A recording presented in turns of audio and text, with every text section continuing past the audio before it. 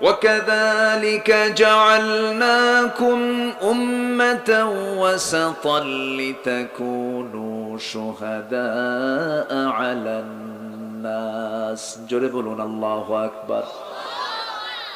ঠিক মাঝখানে আয়াত আল্লাহ রাব্বুল আলামিন আমার আপনার পরিচয় দিতে নিয়ে বলেছেন, আমি এমনই করে আমি তোমাদেরকে এই দুনিয়াতে মধ্যম জাতি করে এই দুনিয়াতে পাঠিয়েছি। জোরে কোন সুবহানাল্লাহ। অর্থ মধ্যম, আয়াতের সেটিংটাও মাঝখানে। আরেকটা তথ্য আজকে দেখলাম, স্টাডি করতে নিয়ে আমার চোখে পড়ে গেল। যখন ইউসুফ আলাইহিস সালাম তার বাপকে স্বপ্নের কথা বললেন, ইন্নী রাআইতু আহাদা আশারা কাওকাবান ওয়াশ-শামসা ওয়াল-কামারা রাআইতুহুম লি সাজিদিন। ইন্নী রাআইতু আহাদা আশারা কাওকাবা, আব্বা আমি স্বপ্নে দেখলাম 11টা নক্ষত্র, 11টা তারা। রাআইতু আহাদা আশারা কাওকাবা, ইন্নী রাআইতু আহাদা আশারা কাওকাবা, এর মধ্যে 11টা নক্তা আছে এবং অর্থ হলো 11টা নক্ষত্র তিনি স্বপ্নে দেখেছেন। মামলা যে আল্লাহ রাব্বুল আলামিনের আদালতে জমা পড়বে, কেন জমা পড়বে দেখেন।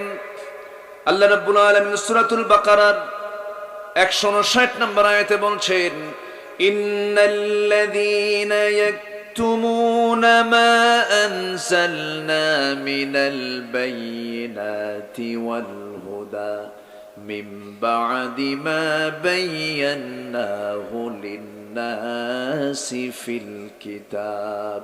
জোরে বলুন আল্লাহু আকবার।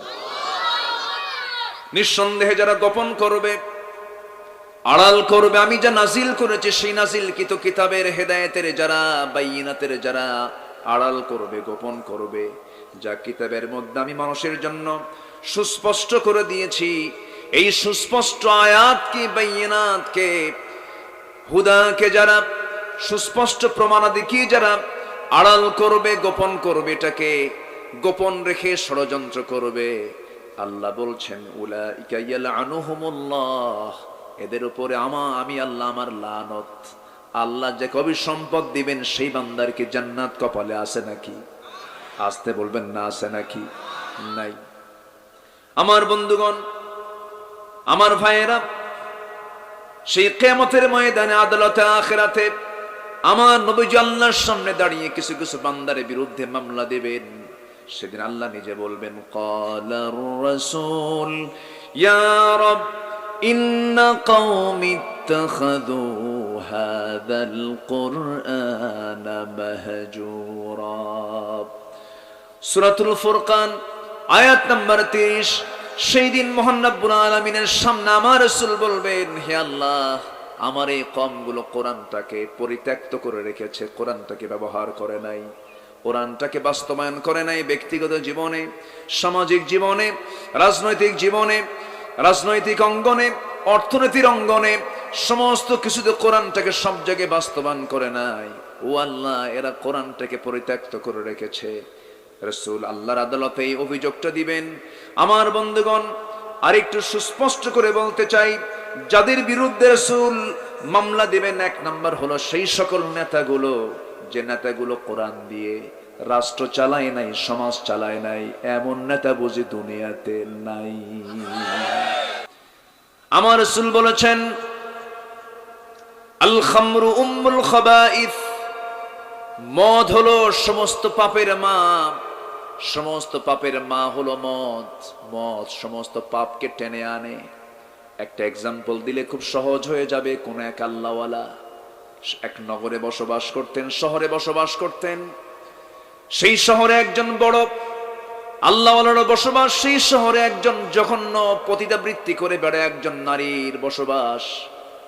শত শত পুরুষের জীবনকে নষ্ট করে দিয়েছে এই মহিলা।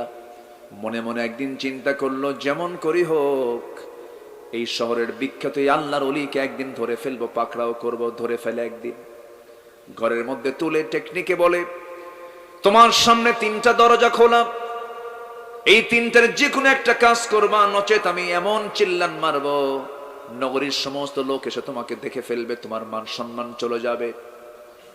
1 নাম্বার হলো, তোমাকে এই যে মদের বোতল দিলাম, এই মদের বোতল থেকে তোমাকে মদ পান করতে হবে। নাম্বার 2 হলো তোমাকে আমার সঙ্গে জেনা করতে হবে। নাম্বার 3 অথবা এই যে শিশু সামনে বসে আছে এই শিশুটাকে তোমার হত্যা করতে হবে। এই 3টা অপরাধের যে কোনো একটা অপরাধ, 3টা কাজের যে কোনো একটা কাজ তোমাকে করতে হবে। ওই আল্লাহওয়ালা মনে মনে চিন্তা করলেন, খুন তো করাই যাবে না, মারাত্মক বড় অপরাধ। জেনা তো করাই যাবে না, ইমানটা নষ্ট হয়ে যাবে, ইমান তো ধ্বংস হয়ে যাবে। মদের বোতল যদিও হারাম, এটাও যেহেতু হারাম, কিন্তু উপায় তো নাই। দেখি মদের বোতলটা খুলে এক ঢোক মারি। এক ঢোক যখন মদের বোতল মেরে দিয়েছেন, জীবনে যে মদ খায় নাই, যে জীবনে প্রথমবার মদ খাবে তার মাথা কি বেশি মাতাল না আরো বেশি মাতাল হবে? জীবনে মুখে নেন নাই সে আল্লাহওয়ালা, যখন তিনি মুখে নিয়েছেন মাথা ঘুরে পড়ে গেছেন, মাতাল হয়ে গেছে। ওই মাতাল অবস্থায় জেনাও হলো, খুনটাও হলো। চিন্তা করেন, এই মদটা পান করার জন্য বাকি যে 2টা কাজ ছিল, জেনার কাজটাও তার বাদ থাকলো না, খুনের কাজটাও তার বাদ থাকলো না। অর্থাৎ এই কথা আমি বোঝাতে চাচ্ছি, মদ আছে যেখানে জেনা আছে সেখানে, জেনা আছে যেখানে খুন আছে সেখানে। সবগুলোর সঙ্গে একটা জোড়া আছে না নাই? কানেকশন আছে না নাই? মানব জাতির পরিচয়টা কি?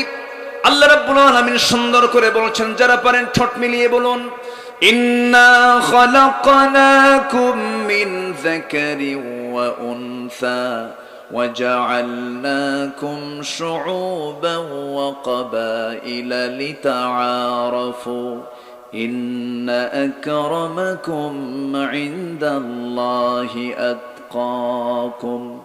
আমি তোমাদেরকে সৃষ্টি করেছি হে মানব মণ্ডলী, তোমাদেরকে সৃজন করেছি এক নর এবং এক নারী থেকে, আদম এবং হাওয়া থেকে। ওয়াজআলনাকুম শুউবান ওয়া কাবাইলা লিতাআরাফু, আমি তোমাদেরকে বিভিন্ন গোত্রে গোত্রে, বিভিন্ন ভাগে ভাগে, বংশে বংশে, বিভিন্ন শাখা প্রশাখায়, ভাষা বর্ণে ভিন্ন ভিন্ন করেছি। লিতাআরাফু, যেন তোমরা একে অপরকে চিনতে পারো। তবে জেনে রেখে দিও, তোমাদের মধ্যে সেই বান্দা আল্লাহর কাছে সবচাইতে বেশি দামি, সম্মানিত, যে বান্দা যে বান্দা আল্লাহকে সবচাইতে বেশি ভয় করে। জোরে কোন সুবহানাল্লাহ। তাহলে মানব জাতির পরিচয় হলো, মানবের মধ্যে 2টা শ্রেণী থাকবে, একটা নর আর একটা কি, একটা পুরুষ আর একটা মহিলা। এছাড়া সেকেন্ড কোনো পরিচয় নাই। কিন্তু আমার দেশে আজকে জোর করে চাপানো হচ্ছে male female transgender, male female transgender. এই সমস্ত চক্রান্তগুলো পশ্চিমা বিশ্বের মুসলমানদেরকে ধ্বংস করার জন্য। সমকামিতা, ইউরোপ আমেরিকাতে হোমোসেক্স, সেম সেক্সকে আমেরিকাতে ইউরোপের অনেক দেশে আইন আকারে, সংসদ আইন আকারে পাশ করেছে। বিকৃত যৌনাচার, আজ থেকে 5000 বছরের ঘৃণ্য ইতিহাস। ফি আদনাল আরদ, ওই ডেড সি এলাকা, ওই জর্দানকে আল্লাহ রাব্বুল আলামিন ধসে দিয়েছিলেন, গজব দিয়ে দাবিয়ে দিয়েছিলেন। কেন?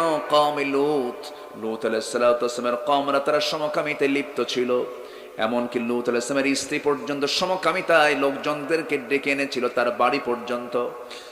এই চরম অন্যায় কাজ করার কারণে, বিকৃত যৌনাচার করার কারণে সেই দিন আল্লাহ রাসূল লূত আলাইহিস সালাতু ওয়াস সালাম বলেছেন, তোমরা এই সমস্ত অপকর্মগুলো করো না। আল্লাহ তাআলা আমাকে মেয়ে সন্তান দিয়েছেন, আমার মেয়েদেরকে তোমরা বিয়ে করে নাও।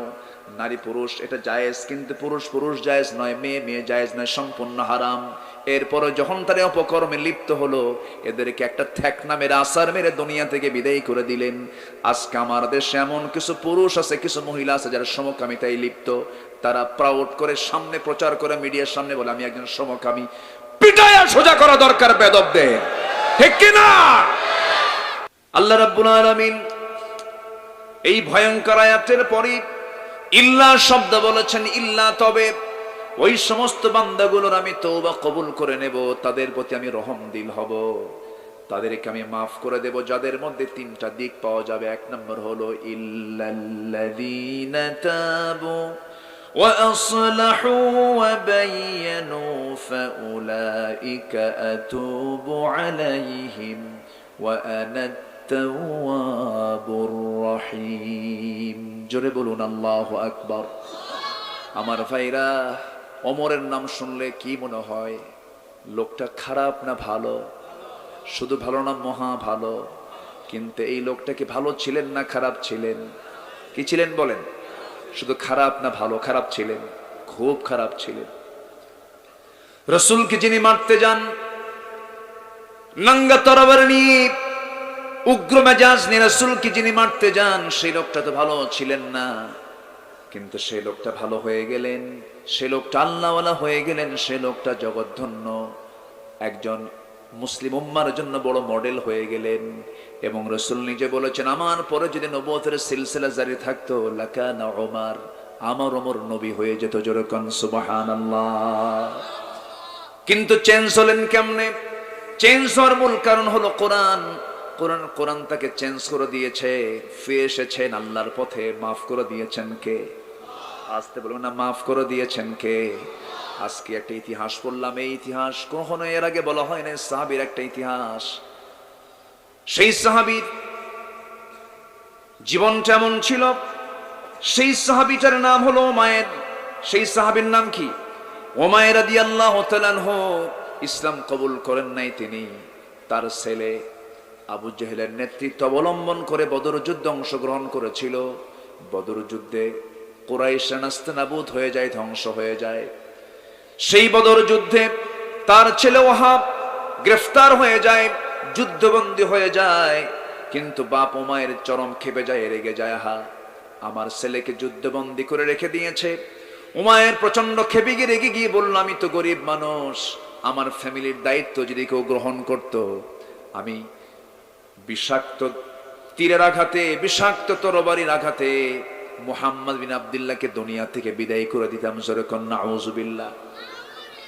এই কথা শুনি সাফওয়ান বিন উমাইয়া সে বলে ফেললো, সাফওয়ান বিন উমাইয়া বলে ফেললো, উমাইর শোনো, তুমি যদি এমন কাজ করতে পারো, তুমি মুহাম্মদ বিন আব্দুল্লাহকে দুনিয়া থেকে বিদায় করে দেবে, এমন সিদ্ধান্ত যদি নিতে পারো, তোমার ফ্যামিলির সমস্ত দায়ভার আমি নিলাম, সব দায়িত্ব আমি নিলাম, তোমাকে আমি ছেড়ে দিলাম।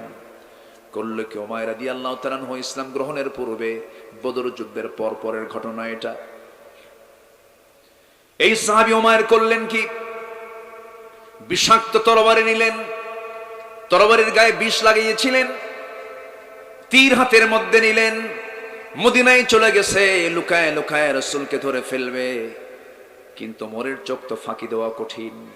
কার চোখ? ওমরের চোখটা ছিল খুব মারাত্মক। সাইয়েদনা আলী ছিলেন গোয়েন্দা, আর ওমর ছিলেন অপারেশন সেকশনে তিনি কাজ করেছেন। কিছু হলেই বলতেন, হুজুর বলে দেন সাইজ করে দেই। সাইজ করার জন্য কে? বলেন, সাইজ করার জন্য কে? ওমর।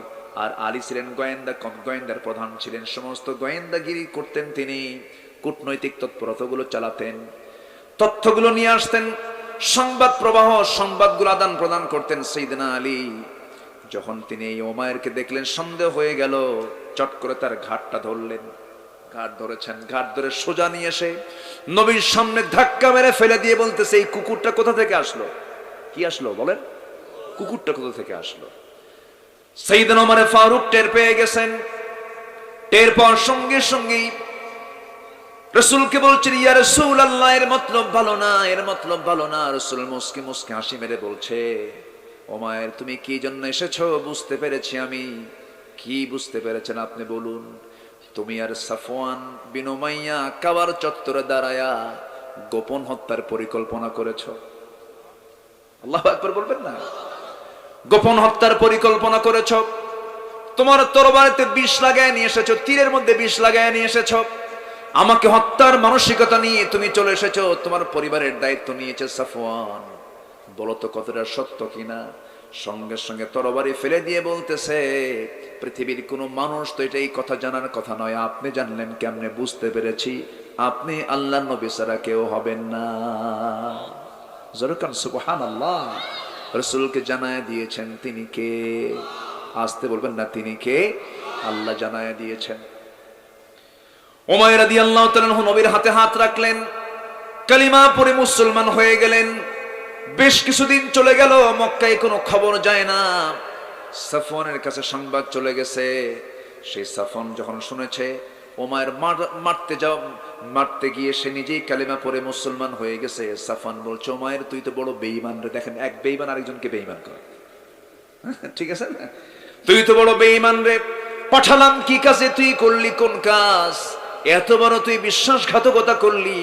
সঙ্গে সঙ্গে মায়ের বললেন সাফওয়ান, মক্কা বিজয়ের সময় সাফওয়ানকে লক্ষ্য করে বলছে, সাফওয়ান রে, আমি তো মারতে গিয়েছিলাম ঠিকই, মেজাজ নিয়ে মারতে গিয়েছি, কিন্তু পারলাম না, কারণ এই মহাসত্য, এই মহাবাণী, এই মহাগ্রন্থ কোরআন, এই মহানবীকে আমি অমান্য করতে পারি নাকি? আমি সঙ্গে সঙ্গে পড়ে নিয়েছি, আশহাদু আল্লা ইলাহা ইল্লাল্লাহু ওয়াহদাহু লা শারীকা লাহু ওয়া আশহাদু আন্না মুহাম্মাদান আবদুহু ওয়া রাসূলুহু। হেদায়েতের মালিককে, আসতে বলবেন না, হেদায়েতের মালিককে। ঠিক ওমরের মতই হলো, ওমর মারতে গেছেন রাসূলকে, কালিমা পড়ে মুসলমান হয়ে গেছেন। উমায়েরও ঠিক তাই হলো। আমার নবীজি ফতে মক্কার দিন উমায়েরকে সামনে নিয়ে বলেন, উমায়ের, তোমার সাফওয়ান কোথায়? হুজুর, সাফওয়ান পালায় দৌড় মারছে। রাসূল বলেন, সাফওয়ানকে আমি মাফ করে দিলাম যদি সে ইসলাম কবুল করে নেয়। সাফওয়ান নবীর সামনে দাঁড়িয়ে বলছে, আপনি তো মহামানব, আপনার মধ্যে কোনো প্রতিশোধের চিন্তা নাই। আমার নবীর মধ্যে ছিল প্রতিশোধের নীতি না ক্ষমার নীতি? আজকে আমার দেশে চলছে প্রতিশোধের নীতি না ক্ষমার নীতি? বলেন, ক্ষমার নীতি না প্রতিশোধের নীতি? প্রতিশোধ। কেন কেন আপনি মানুষকে মাফ করতে জানবেন না, আল্লাহ আপনাকে মাফ করবেন না। ওয়াল কাযিমিনাল গায়জ ওয়াল আফিনা আনিন নাস আল্লাহু ইউহিব্বুল মুহসিনিন।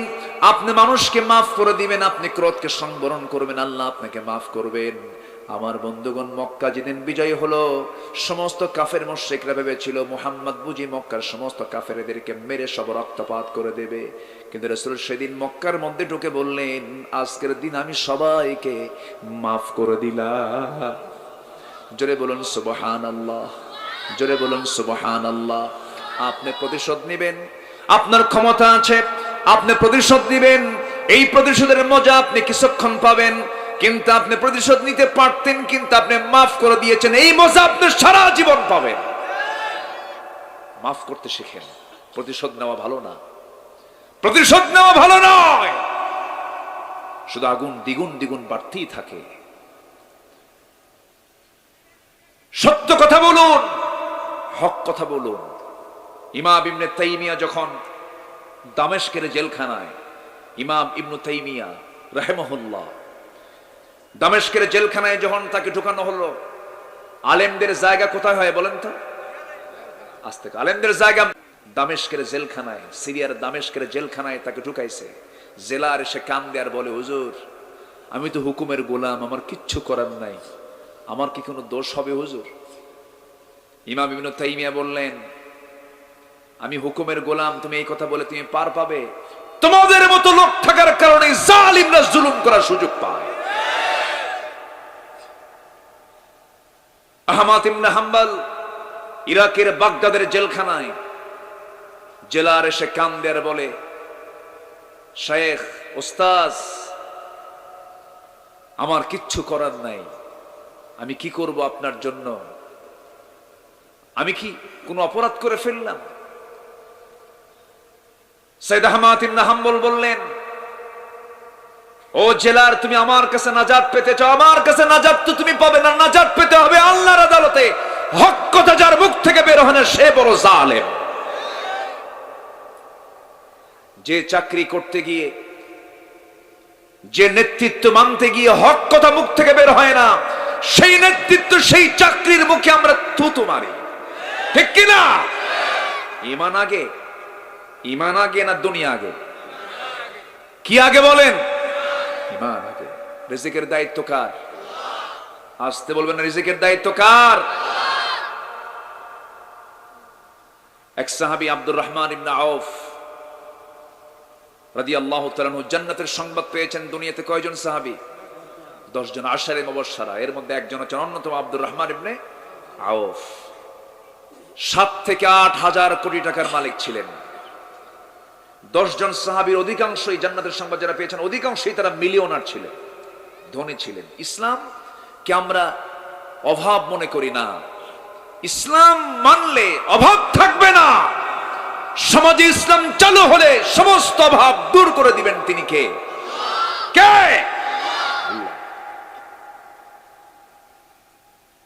আব্দুর রহমান ইবনে আউফ মক্কার একজন উল্লেখযোগ্য একজন ধনী ছিলেন। সেই ধনী আব্দুর রহমান ইবনে আউফ শুধু হক কথা বলার কারণে নবীর সাথে মক্কা থেকে মদিনায় পাড়ি জমালেন। কোটি কোটি টাকার বিজনেসকে তিনি জলে ফেলে দিয়ে মদিনায় চলে আসছেন। সুবহানাল্লাহ বলবেন না? জান্নাত কি এত সস্তা? জান্নাত কি এত সস্তা? রেখে দিয়ে চলে আসছেন। বউ ইসলাম কবুল করেন, সন্তান ইসলাম তাও থুইয়া চলে আসছেন, মদিনায় চলে গেছেন। নবীর সামনে চুপ মেরে বসে আছেন আব্দুর রহমান ইবনে আউফ। নবীজি দেখে কেঁদে ফেললেন। মানুষ তো। রাসূল কেঁদে ফেলে বলছেন, আব্দুর রহমান, আমি তোমার ব্যবসার জৌলুস দেখেছি, কত বড় তোমার বিজনেস, তোমার বউটাও নাই, ছেলে মেয়েও নাই, ব্যবসাও নাই, তুমি এখানে অসহায়ের মতো বসে আছো, তোমাকে দেখে তো আমার চোখে পানি চলে আসছে। আব্দুর রহমান, তোমার কি মন খারাপ? বলতেছে, হুজুর আপনি আমাকে কি বলেন, চুল পরিমাণ আমার কোনো আফসোস নাই। কেন? আমি আল্লাহকে পেয়েছি, রাসূলকে পেয়েছি। জোরে বলেন সুবহানাল্লাহ। আমি আল্লাহকে পেয়েছি, রাসূলকে পেয়েছি। রাসূল বলেন, আব্দুর রহমান তোমার কি একটুও কষ্ট হচ্ছে? না হুজুর, আমার বিন্দু পরিমাণ কোনো কষ্ট নেই। আমি তো আল্লাহকে পেয়েছি, আমি দ্বীন পেয়েছি, আমি ইসলাম পেয়েছি। ওয়ামান ইয়াশরি নাফসাহু ইবতিগাআ মারদাতিল্লাহ। এক মদিনার আনসার সাহাবী বিশাল ধনী ছিলেন, তাকে ডাক দিয়ে বললেন, আনসার এদিকে আসো তো, আমার আব্দুর রহমান খুব ধনী ছিল, দেখো তো এর জন্য কিছু করা যায় নাকি। আনসার তো আনসারি, সাহায্য করিতে সাহায্য, রাসূল কইছে আর কি করা যায়। ঘোড়ার পিছে উঠায় নিছেন, তারে ঘোড়ার পিঠে উঠায় নিয়া আব্দুর রহমান ইবনে আউফকে সঙ্গী করে নিয়া চলে গেছেন মদিনার সবচেয়ে বড় দুটা খেজুর বাগান দেখানোর জন্য। বড় দুইটা খেজুর বাগান দেখালেন। বড় দুইটা খেজুর বাগান দেখায় বলছেন, ভাই আব্দুর রহমান, এই দুইটা বাগানের কোন বাগানটা তোমার পছন্দ বলো। এই দুইটা বাগানের মালিক আল্লাহ তাআলা আমাকে বানিয়ে দিয়েছেন, যেটা পছন্দ হবে সেই পছন্দের বাগান এই মুহূর্তে আমি দাঁড়ানো অবস্থা আমি তোমার নামে দলিল করে দেব। আব্দুর রহমান খুশি হয়ে তাকে জড়িয়ে ধরে বলছেন, আনসার সাহাবী, দিতে হবে না রে, আমার সম্পদের তেমন কোনো লোভ নাই, বহু সম্পদ এই হাতে আমি ব্যবহার করেছি, আমার কোনো প্রয়োজন নাই, বাগান দিতে হবে না, আমি তাতে তৃপ্ত নই। এবার বলছে, শোনেন, বউ তো নাই আপনার, আপনার যৌবন আছে, বউটাও দরকার। এই মদিনার কোন মেয়ের বাপ আপনার সঙ্গে তার মেয়েকে বিয়ে দেবে না, কারণ আপনার কোনো ঘর নাই, বাড়ি নাই, টাকা নাই, পয়সা নাই। আল্লাহ আমাকে দুটা স্ত্রী দান করেছেন, যে কোনো একটা স্ত্রীকে আমি তালাক দেব, সেই তালাক দেওয়া স্ত্রীকে আপনি আপনার বউ বানায় নিবেন। আব্দুর রহমান ইবনে আউফ বললেন, ভাইরে, বউ তোমার তালাক দেওয়া লাগবে না, খেজুর বাগান আমাকে দেওয়া লাগবে না, তুমি আমাকে ছোট্ট একটা বাজার দেখায় দাও, সেই বাজারে আমি একটু হালকা ব্যবসা শুরু করে দেব। আমি ব্যবসা শুরু করলেন। ব্যবসায়ী ছিলেন মুহাম্মদ সাল্লাল্লাহু। রাসূল ব্যবসা করেছেন। রাসূল কি করেছেন? ব্যবসা করেছেন। আব্দুর রহমান ইবনে আউফ ব্যবসা শুরু করে দিলেন। ব্যবসা করতে করতে কয়েক রতি সোনা কামাই হলো, কয়েক আনি নয়, আনিটা একটু বেশি হয়, রতি, কয়েক রতি সোনা কামাই করলেন। কয়েক রতি সোনা কামাই করে নিয়ে কিছু টাকা জমা করলেন, যৌবন তো আছে, বিয়ের প্রয়োজন, বিয়েটাও করে নিলেন। বিয়ের 3 থেকে 4 দিন পর নবীর দরবারে চলে গেছেন, নতুন কাপড় চোপড় পরে, চেহারার মধ্যে চাকচক্য ভাব চলে আসছে। নবীজি বলেন, আব্দুর রহমান, কয়েকদিন যাবত তোমাকে দেখি না, কিন্তু আজকে তোমার চেহারা দেখে কেমন যেন মনে হচ্ছে তুমি কিছু একটা ঘটাইছো মনে হয়।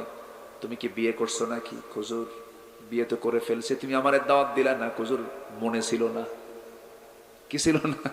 এরকম কিন্তু অনেক সময় প্রিয়জন বাদ যায় না, বিয়ের সময় বাদ যায়, হঠাৎ করে হয়ে গেছে। হুজুর, বিয়ে শাদী করে নিয়েছি। রাসূল বলেন, ঠিক আছে, জরুরি কাজ বিয়ে করা, যৌবনকে কন্ট্রোল করার জন্য, যৌবনকে ঠিক রাখার জন্য বিয়ে করেছো, ভালো কথা।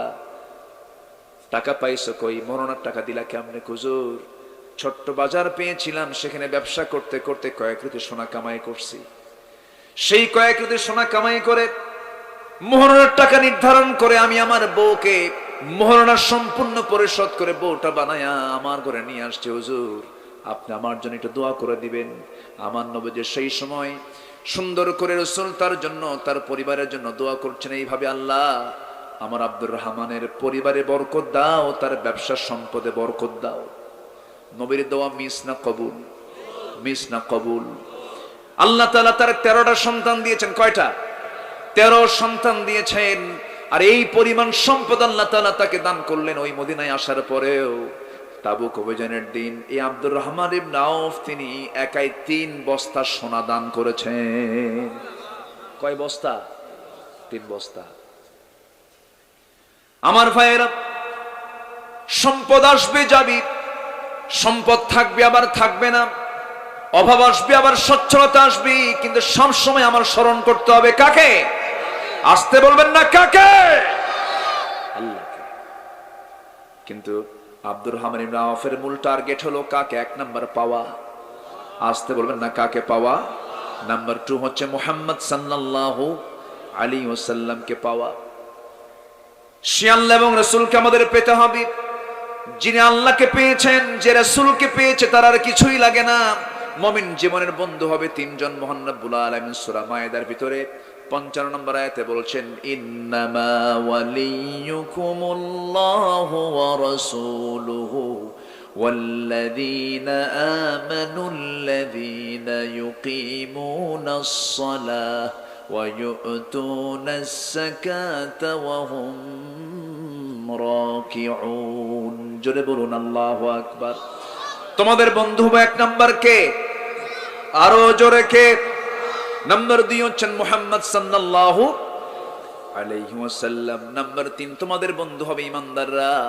এই 3 বন্ধুর বাইরে যে বন্ধুই তুমি পাতে যাবে, এটা একদিন শেষ হয়ে যাবে। বউ থাকবে না, সন্তান থাকবে না, বন্ধু বান্ধব থাকবে না, সব একদিন হেরে যাবে। কিন্তু বউটা যদি ঈমানদার হয় টিকে যাবে, সন্তান যদি ঈমানদার হয় টিকে যাবে, বন্ধু যদি ঈমানদার হয় টিকে যাবে, তোমার আত্মীয় স্বজন যদি ঈমানদার হয় টিকে যাবে। অতএব সম্পর্ক হবে ঈমানের ভিত্তিতে। কিসের ভিত্তিতে বলেন? ঈমানের ভিত্তিতে। মান হাব্বা লিল্লাহ ওয়া বাগাদা লিল্লাহ ওয়া আতা লিল্লাহ ওয়া মানআ লিল্লাহ ফাকাদ ইসতাকমালাল ঈমান। আমার ভাইয়েরা, রাসূলকে সবচেয়ে বেশি মহব্বত করা শিখতে হবে। রাসূলের মহব্বতটা সবচেয়ে বড় গুরুত্বপূর্ণ দিক, তার আনুগত্যের দিকটা বড় গুরুত্বপূর্ণ দিক। নবীর আনুগত্য পূর্ণাঙ্গ ছিল বলে সাহাবে কেরামদের দাম পৃথিবীতে সবচাইতে বেশি। এই পৃথিবীতে যত মানুষ এসেছে এবং আসবে, আল্লাহর নবীর পরে সবচেয়ে দামি মানুষ হচ্ছেন সাহাবারা। আর সেই সাহাবীদের এত দাম বেড়ে যাওয়ার মূল কারণ হলো 1 নাম্বার, তারা তাদের জীবনের চাইতে রাসূলকে বেশি ভালোবেসেছে। জোরে কোন সুবহানাল্লাহ। আমার বন্ধুগণ, আমার নবীকে সব সাহাবী ভালোবেসেছেন, তবে একজন সাহাবীর কথা আজকে এই মুহূর্তে মনে পড়লো। আমার নবীজি 2টা জায়গায় সবচাইতে বেশি কষ্ট পেয়েছেন। 2টা জায়গায় তিনি দীর্ঘ টাইম না খাওয়া অবস্থায় থেকেছেন। খাবার পান নাই বলে খেতে পারেন নাই, খান নাই। আবার আপনার ঘরে খাবার আছে, আপনি খাবেন না, সুন্নাত আদায় করবেন, তা হবে না। রাসূল খান নাই কখন? যখন তার খাবার ছিল না। খাবার আছে, তিনি খান নাই, এটা কিন্তু ঠিক না। আপনার সম্পদ আছে, আপনি খাবেন না, এটা ঠিক নয়। রাসূল কখন খাবার খান নাই, খেতে পারেন নাই? যখন তায়েফের ময়দানে কালিমার দাওয়াত দিতে গেছেন, 3টা দিন 3টা রাত সেখানে তিনি খেতে পারেন নাই। আর আরেকটা জায়গায় সবচাইতে বেশি তিনি খাবারের কষ্ট পেয়েছেন, সেটা হলো যুদ্ধের কারণে। শিশু ইসলাম মক্কা থেকে মদিনায় রাসূল চলে আসছেন। বদর যুদ্ধ পাড়ি দিয়েছেন 1 বছর পর। তার 1 বছর পর উহুদ যুদ্ধ পাড়ি দিয়েছেন।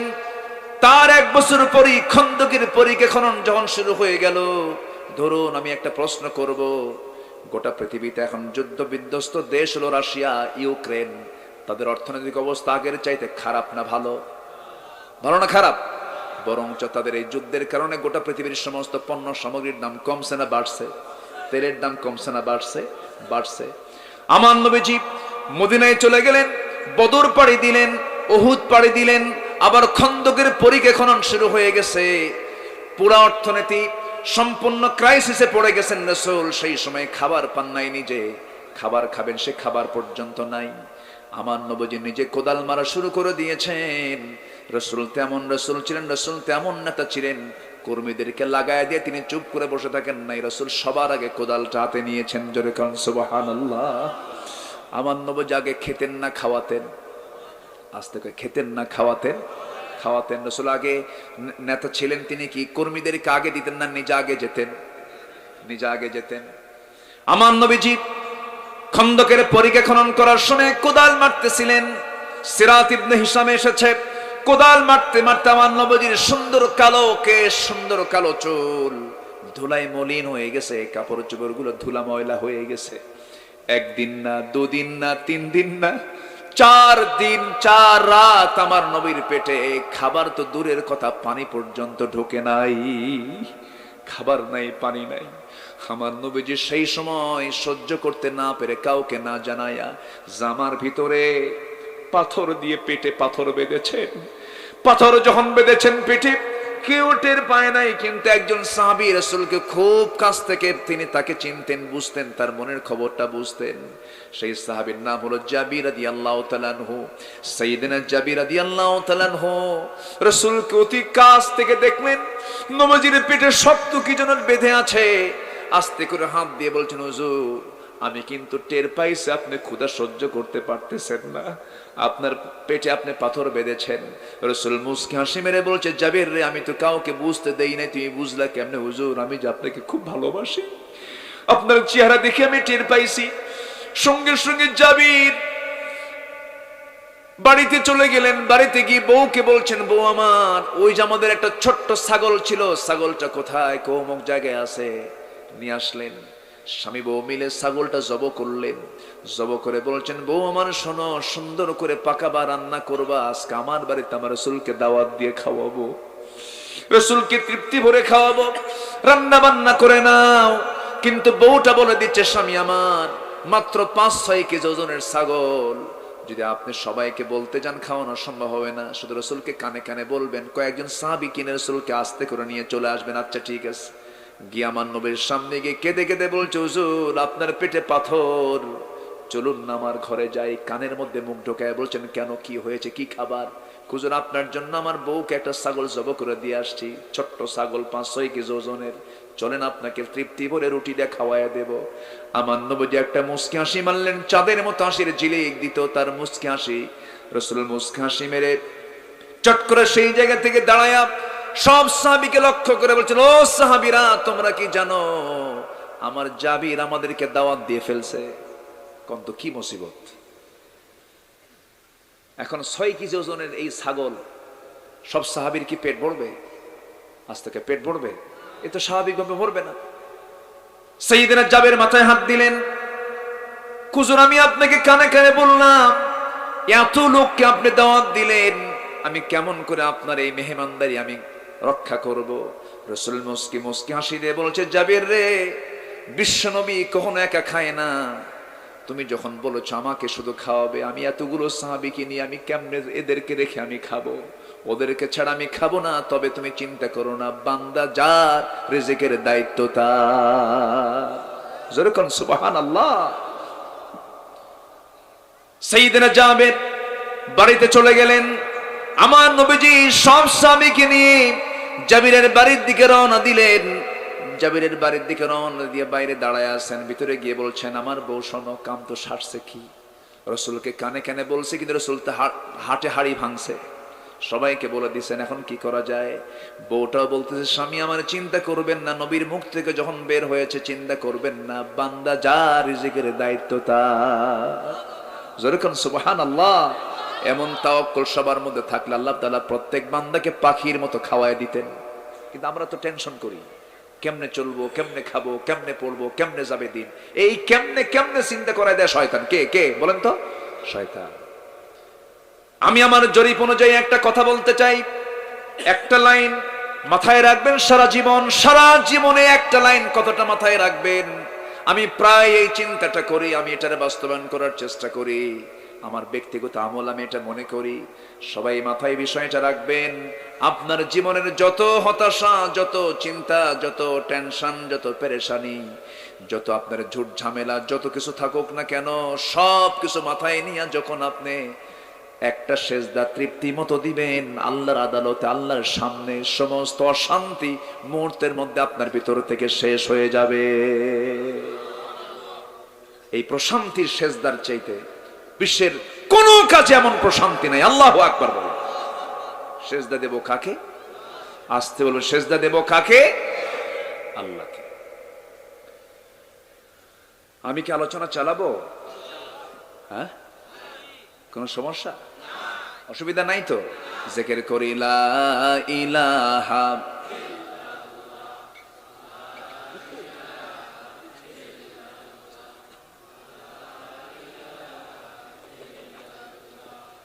আরো জোরে লা ইলাহা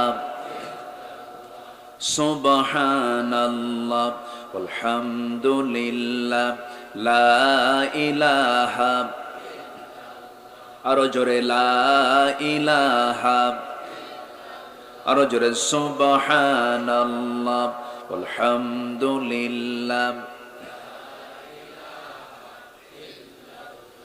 আসমানে আল্লাহ জমিনে আল্লাহ আসমানে আল্লাহ জমিনে আল্লাহ হায়াতে আল্লাহ মৌতে আল্লাহ লা ইলাহা আর জোরে লা ইলাহা সুবহানাল্লাহ আলহামদুলিল্লাহ লা ইলাহা আরো জোরে লা ইলাহা আরো জোরে সুবহানাল্লাহ আলহামদুলিল্লাহ লা ইলাহা আরো জোরে লা ইলাহা সুবহানাল্লাহ আলহামদুলিল্লাহ লা ইলাহা আরো জোরে লা ইলাহা লা ইলাহা ইল্লাল্লাহু মুহাম্মাদুর রাসূলুল্লাহ সাল্লাল্লাহু আলাইহি ওয়াসাল্লাম। আমার ভাইরা, জাবির রাদিয়াল্লাহু তাআলা আনহু রাসূলকে কম ভালোবাসতেন না বেশি ভালোবাসতেন? আমার নবীর সঙ্গে একদিন মদিনার বাহির থেকে মদিনার দিকে আসতেছিলেন। জাবিরের ঘোড়াটা, জাবিরের একটা উট, সে যে উটে তিনি বসা ছিলেন সে উটটা ছিল বুড়া উট। আস্তে আস্তে যায়। রাসূল বললেন, জাবির তোমার উট তো আস্তে আস্তে যাচ্ছে। জাবির বলছেন, হুজুর আপনি এটা খেয়াল করেছেন? আপনি এমন একটা দোয়া করে দেন যেন আমার উটটা সবার আগে চলে যায়। রাসূল একটা ঘুতা মারলেন। এই বুড়া উটটা এক ঘুতা পায় এমন জোরে একটা দৌড় মারল, সবাইকে পিছিয়ে জাবিরের উটটা সামনে সবার আগে চলে গেছে। মদিনায় যাওয়ার পর রাসূল বলছেন, জাবের তোমার উটটা আমার কাছে বেচবা নাকি? মনে মনে তিনি ভাবছেন, আমার তো বুড়া উট, বেচলে তো ভালোই হয়। কেউ যদি বেচে দেবো, কে যে টাকা দাও, উটটা আমাকে দিয়ে দাও। উটটা হাতের মধ্যে নিয়ে বলছেন, জাবের তুমি আমার এত কাছের সাহাবী, তুমি আমার দুঃখগুলো বুঝো, খুব কাছ থেকে তুমি আমাকে চেনো, আমি তোমার কাছ থেকে উটটা নেব আর তোমাকে টাকা দেবে, এটা কেমন করে হয়? টাকাও দিলাম, আবার উটটা কিনে নিয়ে আবার উটটা আমি তোমার কাছে ফেরত দিয়ে দিলাম। জোরে কান সুবহানাল্লাহ। রাসূল ভালোবেসেছেন সবাইকে, ভালোবাসা দিয়েছেন, ভালোবাসা নিয়েছেন। আমরা ভালোবাসা দেব, ভালোবাসা নেব। আল্লাহ কবুল করুন। জোরে বলি আমিন, জোরে বলি আমিন। আমার বন্ধুগণ, আল্লাহ রাব্বুল আলামিন তিনটা কাজ করতে বলেছেন সূরা বাকারার 160 নম্বর আয়াতে। আয়াতের দিকে আবার ফিরে যাচ্ছি আমরা। ওইদিকে জাবেরের বাড়ির দাওয়াত কিন্তু খাওয়া শেষ হয় নাই। মনে আছে আপনাদের? মনে আছে? সবার মনে আছে তো? আমি যদি ভুলে যাই মনে করে দিবেন আমারে, ঠিক আছে না? এটা মনে করে দিবেন। আল্লাহ রাব্বুল আলামিন বলেন, ইল্লাল্লাযীনা তাবু ওয়া আসলাহু ওয়া বায়্যানু ফাউলাইকা আতুবু আলাইহিম ইন ওয়া আনা আত-তাওয়াবুর রহিম। তবে হ্যাঁ, এক নম্বরে যারা গুণ, যারা তওবা করবে, তওবা করবে। তওবা মানে হচ্ছে ফিরে আসা। কার দিকে ফিরে আসা? আসতে বলবেন না, কার দিকে ফিরে আসা? হয়তো কারো সম্পদ নষ্ট করেছিলাম, তার কাছে গিয়ে মাফ চেয়ে নেব, অথবা তাকে দিয়ে দেব সবকিছু। ভাই তোমার পুকুরটা জবরদখল করছিলাম, ভাই মাফ করে দাও আমারে। তোমার কাছ থেকে জুলুম করে এটা নিয়েছিলাম, তুমি আমারে মাফ করে দাও। কোন বান্দার হক নষ্ট করে তওবা করলে তওবা কবুল হবে না। তওবা কবুলের কিছু শর্ত আছে। নাম্বার 1, তওবা করতে হবে কার কাছে? মাফ চাইতে হবে কার কাছে? কোন দরবারে গিয়ে সেজদা দেওয়া যাবে? দরবারে গিয়ে সেজদা দেওয়া যাবে কোনো ব্যক্তি পূজা করা যাবে, ব্যক্তি সেজদা দেওয়া যাবে, কোনো ব্যক্তিকে অন্ধ আনুগত্য করা যাবে যাবে না। এমন জাতীয় কোনো কাজ করা যাবে না, করলে তার তওবা কবুল হবে না। তওবা কবুলের এক নম্বর শর্ত হলো আল্লাহ ছাড়া কারো কাছে তওবা করা যাবে না। নাম্বার 2, যে ভুলটা করেছি ওই ভুলটার জীবনে কখনো করব না এমন পণ না, এমন সিদ্ধান্ত নেওয়া। নাম্বার 3 হলো তওবা যদি আপনি কবুল করায় নিতে চান, সবচাইতে বড় দিক হলো যে বান্দা বান্দার হক নষ্ট করে ফেলেছে, জুলুম করেছে, যার সঙ্গে জুলুম করা হয়েছে, তার কাছ থেকে মাফ না পাওয়া পর্যন্ত এই বান্দার তওবা আল্লাহর আদালতে কখনো কবুল হবে। আসতে বলবেন না হবে। আমাদের দেশে জালিম আছে না নাই? আসতে বলবেন না আছে না নাই? মামলার কোনো কারণ নাই, মামলা দিয়া রাখছে। 2019 সালে আমি একটু ভিতরে ছিলাম, 2018 সালের দিকে আমি নিজেও জানি না আমি কেন ছিলাম। তো আমি ভিতরে ঢুকে বসে আছি, তো এক বুড়া চাষা, 80 বছর বয়স। কত বছর? 80-র কাছাকাছি। আমারে চিনছে উনি। ঢুকে বলতেছে, হুজুর আপনি এই জায়গায় কেন? আপনি এই জায়গায় কেন? আমারে বলতেছে। তো বললাম যে আপনি এখানে আসলেন কি ব্যাপার? কি বাবা একটা মামলা দিছে। কি মামলা? কি বিস্ফোরক। কি বাবা আমি তো বুঝি না, বিস্ফোরক কি খায় না কি করে? এটা কি? মানে উনি জানেন না বিস্ফোরকটা কি, অথচ ওই মামলার তিনি আসামি। শুনুন একটা কথা, যদি কেউ কারোর প্রতি যদি অন্যায় করে, জুলুম করে, কিয়ামতের দিন আল্লাহ তাআলা ওই বান্দাকে মাফ তিনি যে করবেন না, তিনি যে ইনসাফকারী, তিনি যে সঠিক বিচারক, তিনি যে সঠিক রায় দিবেন, সেই দিনের রায়ে আমার আল্লাহ তাআলা অন্তত জালিমকে কখনো মাফ করবেন না। জালিমকে কখনো মাফ করবেন না। কারণ আপনি মিথ্যা রায় দিয়েছেন, আপনি মিথ্যা মামলা করেছেন। এর কারণে যিনি ভিকটিম, যাকে অভিযুক্ত করা হয়েছে, তার বউ বাচ্চা আছে না নাই? তার ছেলে মেয়ে আছে না নাই? তার আব্বা আম্মা আছে না নাই? তাদের হক আছে না নাই? তার অধীনস্থ কর্মকর্তা কর্মচারী আছে না নাই? তাদের হক আছে না নাই? এতগুলো মানুষের আপনি হক নষ্ট করলেন। ধরুন একজন ব্যক্তি সারা জীবন কোরআনের খেদমত করেছেন, কোরআনের তিনি দাঈ, কোরআনের তিনি দাওয়াত দিয়েছেন, যার দাওয়াতে লক্ষ লক্ষ অগণন যুবক তাদের পথের দিশা পেয়েছে, বেনামাজি নামাজি হয়েছে, চোর সম্পদের পাহারাদার হয়েছে, বাপ মার অবাধ্য সন্তান অনুগত হয়ে গেছে। এমন একজন মানুষকে যদি আপনি জুলুম করে তাকে যদি আটকিয়ে রাখেন এবং তার হক কথা থেকে জাতিকে বঞ্চিত রাখেন, আল্লাহর কসম করে বলি নাজাত হবে না আদালতে আখিরাতে। ঠিক কি না? এটাই তো বাস্তবতা। সম্মানিত ভাইয়েরা, ঈমান সমঝোতার মধ্য দিয়ে হয় না। ঈমান আনতে হলে সকল সমঝোতার ঊর্ধ্বে ঈমানকে ধরে রাখতে হবে। ঠিক কি না? ঈমান এটা এমন একটা জিনিস, ঈমান কোন সমঝোতার মধ্য দিয়ে এটাকে আটকিয়ে রাখা যাবে না। ঈমানকে ঈমানের জায়গায় রাখতে হবে। ঈমানের কাছে কোনো কিছু আপোষ করা যাবে। আল্লাহ তুমি সবাইকে বোঝার তৌফিক দাও। জোরে বলে আমিন, আরো জোরে আমিন, আরো জোরে আমিন। তওবা করে ফিরে আসতে হবে। সাইয়েদনা ওমর নাম শুনছেন তো সবাই? কয় নাম্বার খলিফা? আসতে বলো, কয় নাম্বার খলিফা? মোট খলিফা কয়জন? 1 নাম্বার খলিফা সাইয়েদনা আবু বকর রাদিয়াল্লাহু তাআলা আনহু। নাম্বার 2 সাইয়েদনা ওমর ফারুক রাদিয়াল্লাহু তাআলা আনহু। নাম্বার 3 উসমান জিন্নুরাইন রাদিয়াল্লাহু তাআলা আনহু। নাম্বার 4 হযরতে আলী রাদিয়াল্লাহু তাআলা আনহু। অনেকদিন আগে এক মাহফিলে বললাম, ওমর ফারুককে চিনেন কে? অনেকদিন আগে এক ছোট্ট ছেলে দাঁড়ায় বলে, হুজুর আমি চিনি। কে? আমাদের বাড়ির দোতলায় ভাড়া থাকে। সাইয়েদনা ওমর ফারুক রাদিয়াল্লাহু তাআলা আনহু কি শাসক ছিলেন দেখেন, তার বিচারটা ছিল কেমন। জাবালা তার সময়ের একটা রাষ্ট্রের সে একজন রাজা। জাবালা ওমরা করতে আসছে। কি করতে আসছে? ওমরা করতে এসে তোয়াফ করতে নিয়ে ইহরামের কাপড়ের সাথে সাধারণ একজন নাগরিকের পায়ের প্যাঁচ লেগে তার এহরামের কাপড়টা শরীর থেকে খুলে যায়।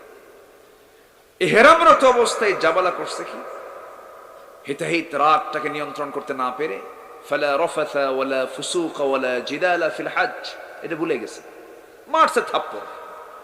রাজা তো, রাজার একটা চোট আছে না, রাজার চোটে মারছে থাপ্পড়। ও তো পড়ে গেছে, পড়ে গিয়ে ওমরের কাছে গিয়ে বলে, ওমর আমিও তোয়াফ করছিলাম, ওই রাজা জাবালও তোয়াফ করতেছিল, সে আমাকে তোয়াফরত অবস্থায় থাপ্পড় মারছে, তাই আচ্ছা ঠিক আছে আমি এটা আমলে নিলাম, বিচারের মুখোমুখি করো। অথচ সে কিন্তু একটা দেশের রাজা এবং ওমরে ফারুকের সঙ্গে তার সখ্যতাও ছিল।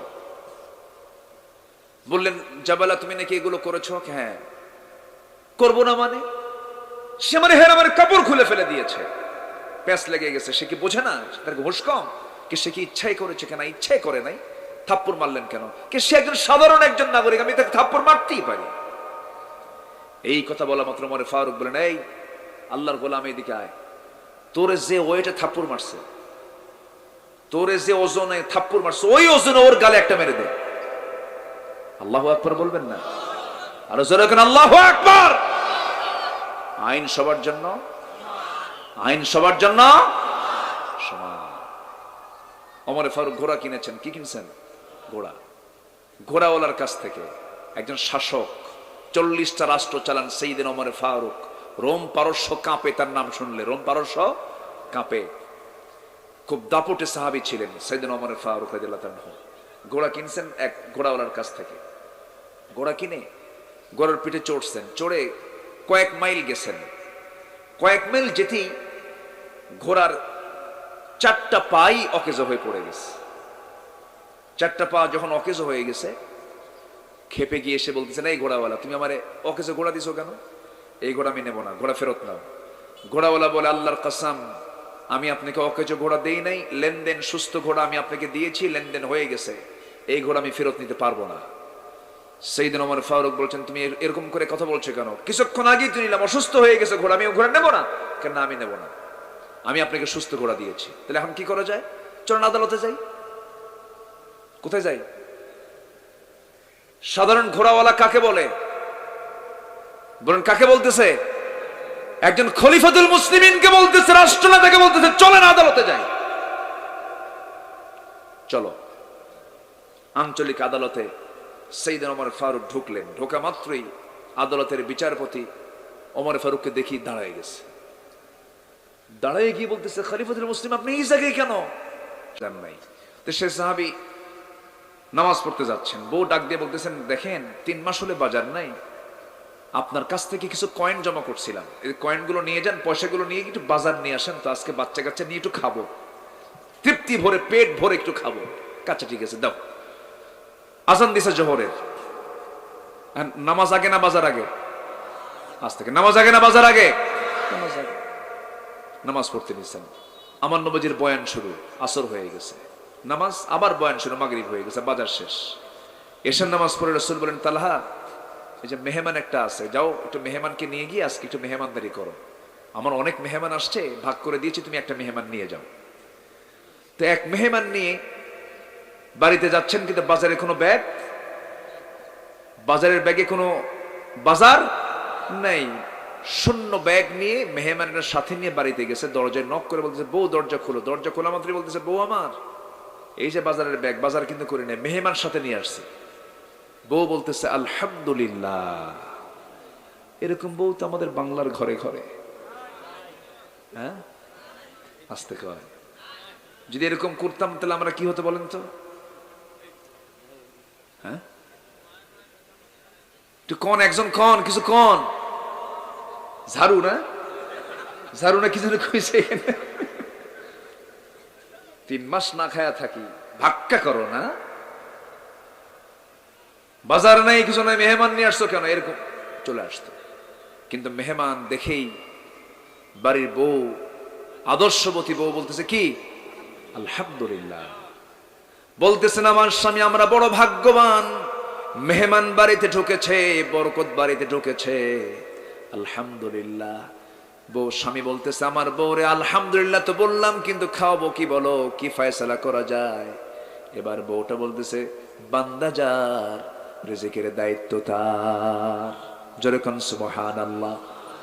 মেহমান আসলে আমরা বলবো নাউজুবিল্লাহ, আলহামদুলিল্লাহ, আলহামদুলিল্লাহ বলে ফেলবো। সঙ্গে সঙ্গে বউটা বলতেছে আমার স্বামী তালহা, ওই যে মাথার উপরে দেখতেছে এক বস্তা তোষ আপনি নিচে নামায় দেন। জান্নাতে চালতে চালতে চালতে চালতে জবের কিছু খুদ বের হয়েছে, সেই খুদগুলো সুন্দর করে খামির করে পিছে পিছে মোটে 2টা রুটি বানানো হলো। 2টা রুটি বানায় নিয়ে বউ বলতেছে স্বামী আমার মেহমানের সামনে দিয়ে চট করে চলে আসবেন, বসবেন না, বসলে আপনি একটা রুটি খাবেন, মেহমানের পেটটা অভুক্ত থাকবে, অপূর্ণাঙ্গ থেকে যাবে। মেহমানকে 2 রুটি দিয়ে চলে আসলেন, লাইট বন্ধ করে দিয়ে স্বামী স্ত্রী না খেয়ে গোটা রাত পাড়ি দিলেন। ফজরের সময় যখন হয়ে গেছে, ফজরের সময় মসজিদে চলে গেছেন, নামাজ শেষান্তে আমার নবীজি পিছন থেকে ডাক দিচ্ছেন তালহা। থরথর করে কাঁপতে কাঁপতে বলছে হুজুর আপনি আমারে মাফ করে দেন। কি জন্য ডাকছেন? আমি টের পাইছি আমি মেহমানকে সম্মান করতে পারি না, আপনি আমারে মাফ করে দিয়েন। রাসূল বলছেন তালহারে, গত রাত্রে তুমি এবং তোমার বউ যে পরিমাণ কষ্ট মেহনত করেছো মেহমানের জন্য, আরশ আজিম খুশি হয়ে গেছে। জোরে কোন সুবহানাল্লাহ। মেহমান দেখলে আমরা বলবো নাউজুবিল্লাহ, আলহামদুলিল্লাহ, ইন্না লিল্লাহি আলহামদুলিল্লাহ। মেহমান পাইলে আমরা আলহামদুলিল্লাহ বলবো।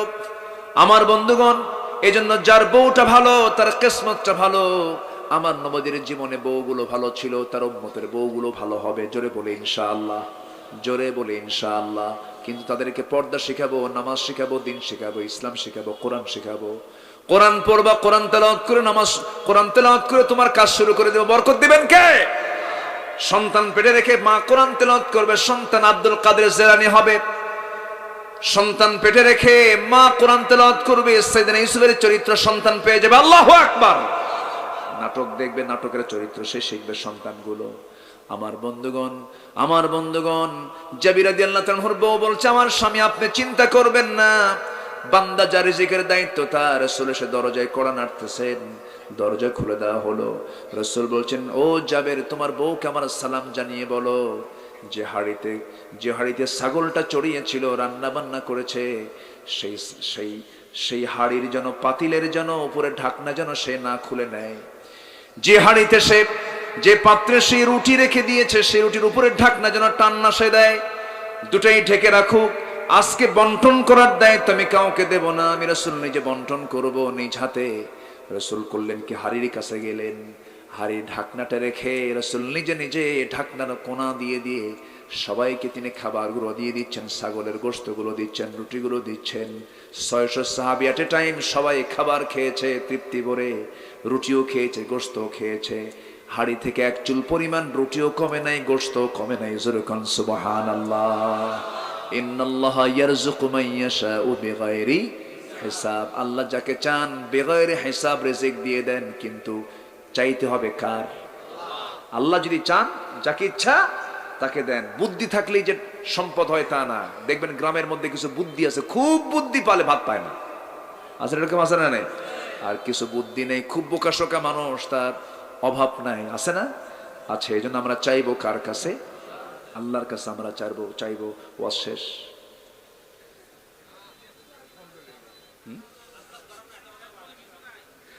খুব ভালো, আপনারা বলি আলহামদুলিল্লাহ। জি, যা হয়েছে আমরা চাইবো এখন কার কাছে? আল্লাহর কাছে। আমি খুবই খুশি, একটা মানুষ আপনারা ওঠেন নাই পিন পতন নীরব হয়ে, বরং সে প্লাস হয়েছেন। বলি আলহামদুলিল্লাহ। সবাই নামাজের মতো করে বসি আমরা।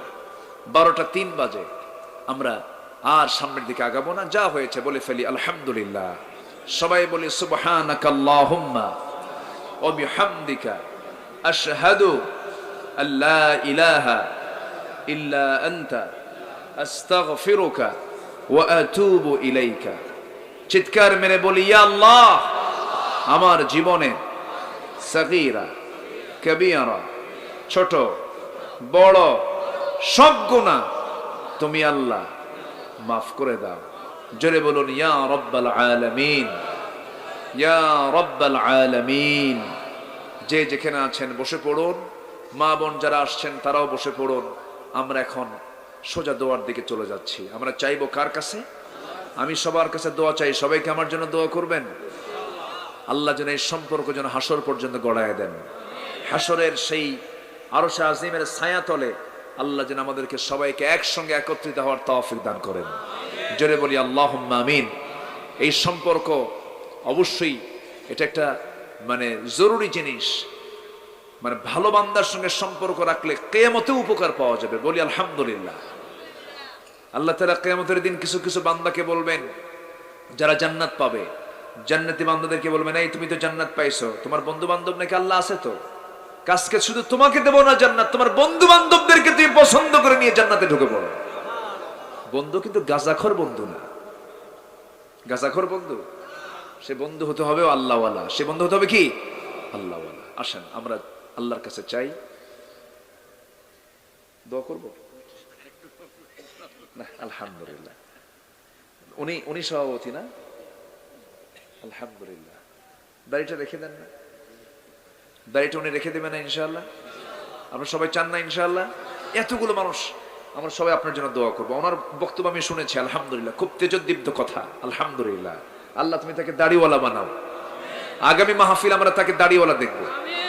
জোরে বলে ইনশাআল্লাহ। করলেন? আচ্ছা আসেন আমরা আল্লাহর কাছে চাই, আল্লাহর কাছে বলি আমরা।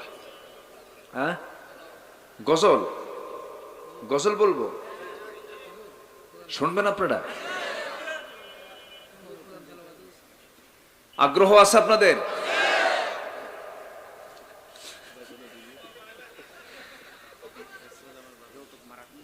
আচ্ছা জি, আমি আমার মতো করে একটা গজল দেখি ভাঙ্গা।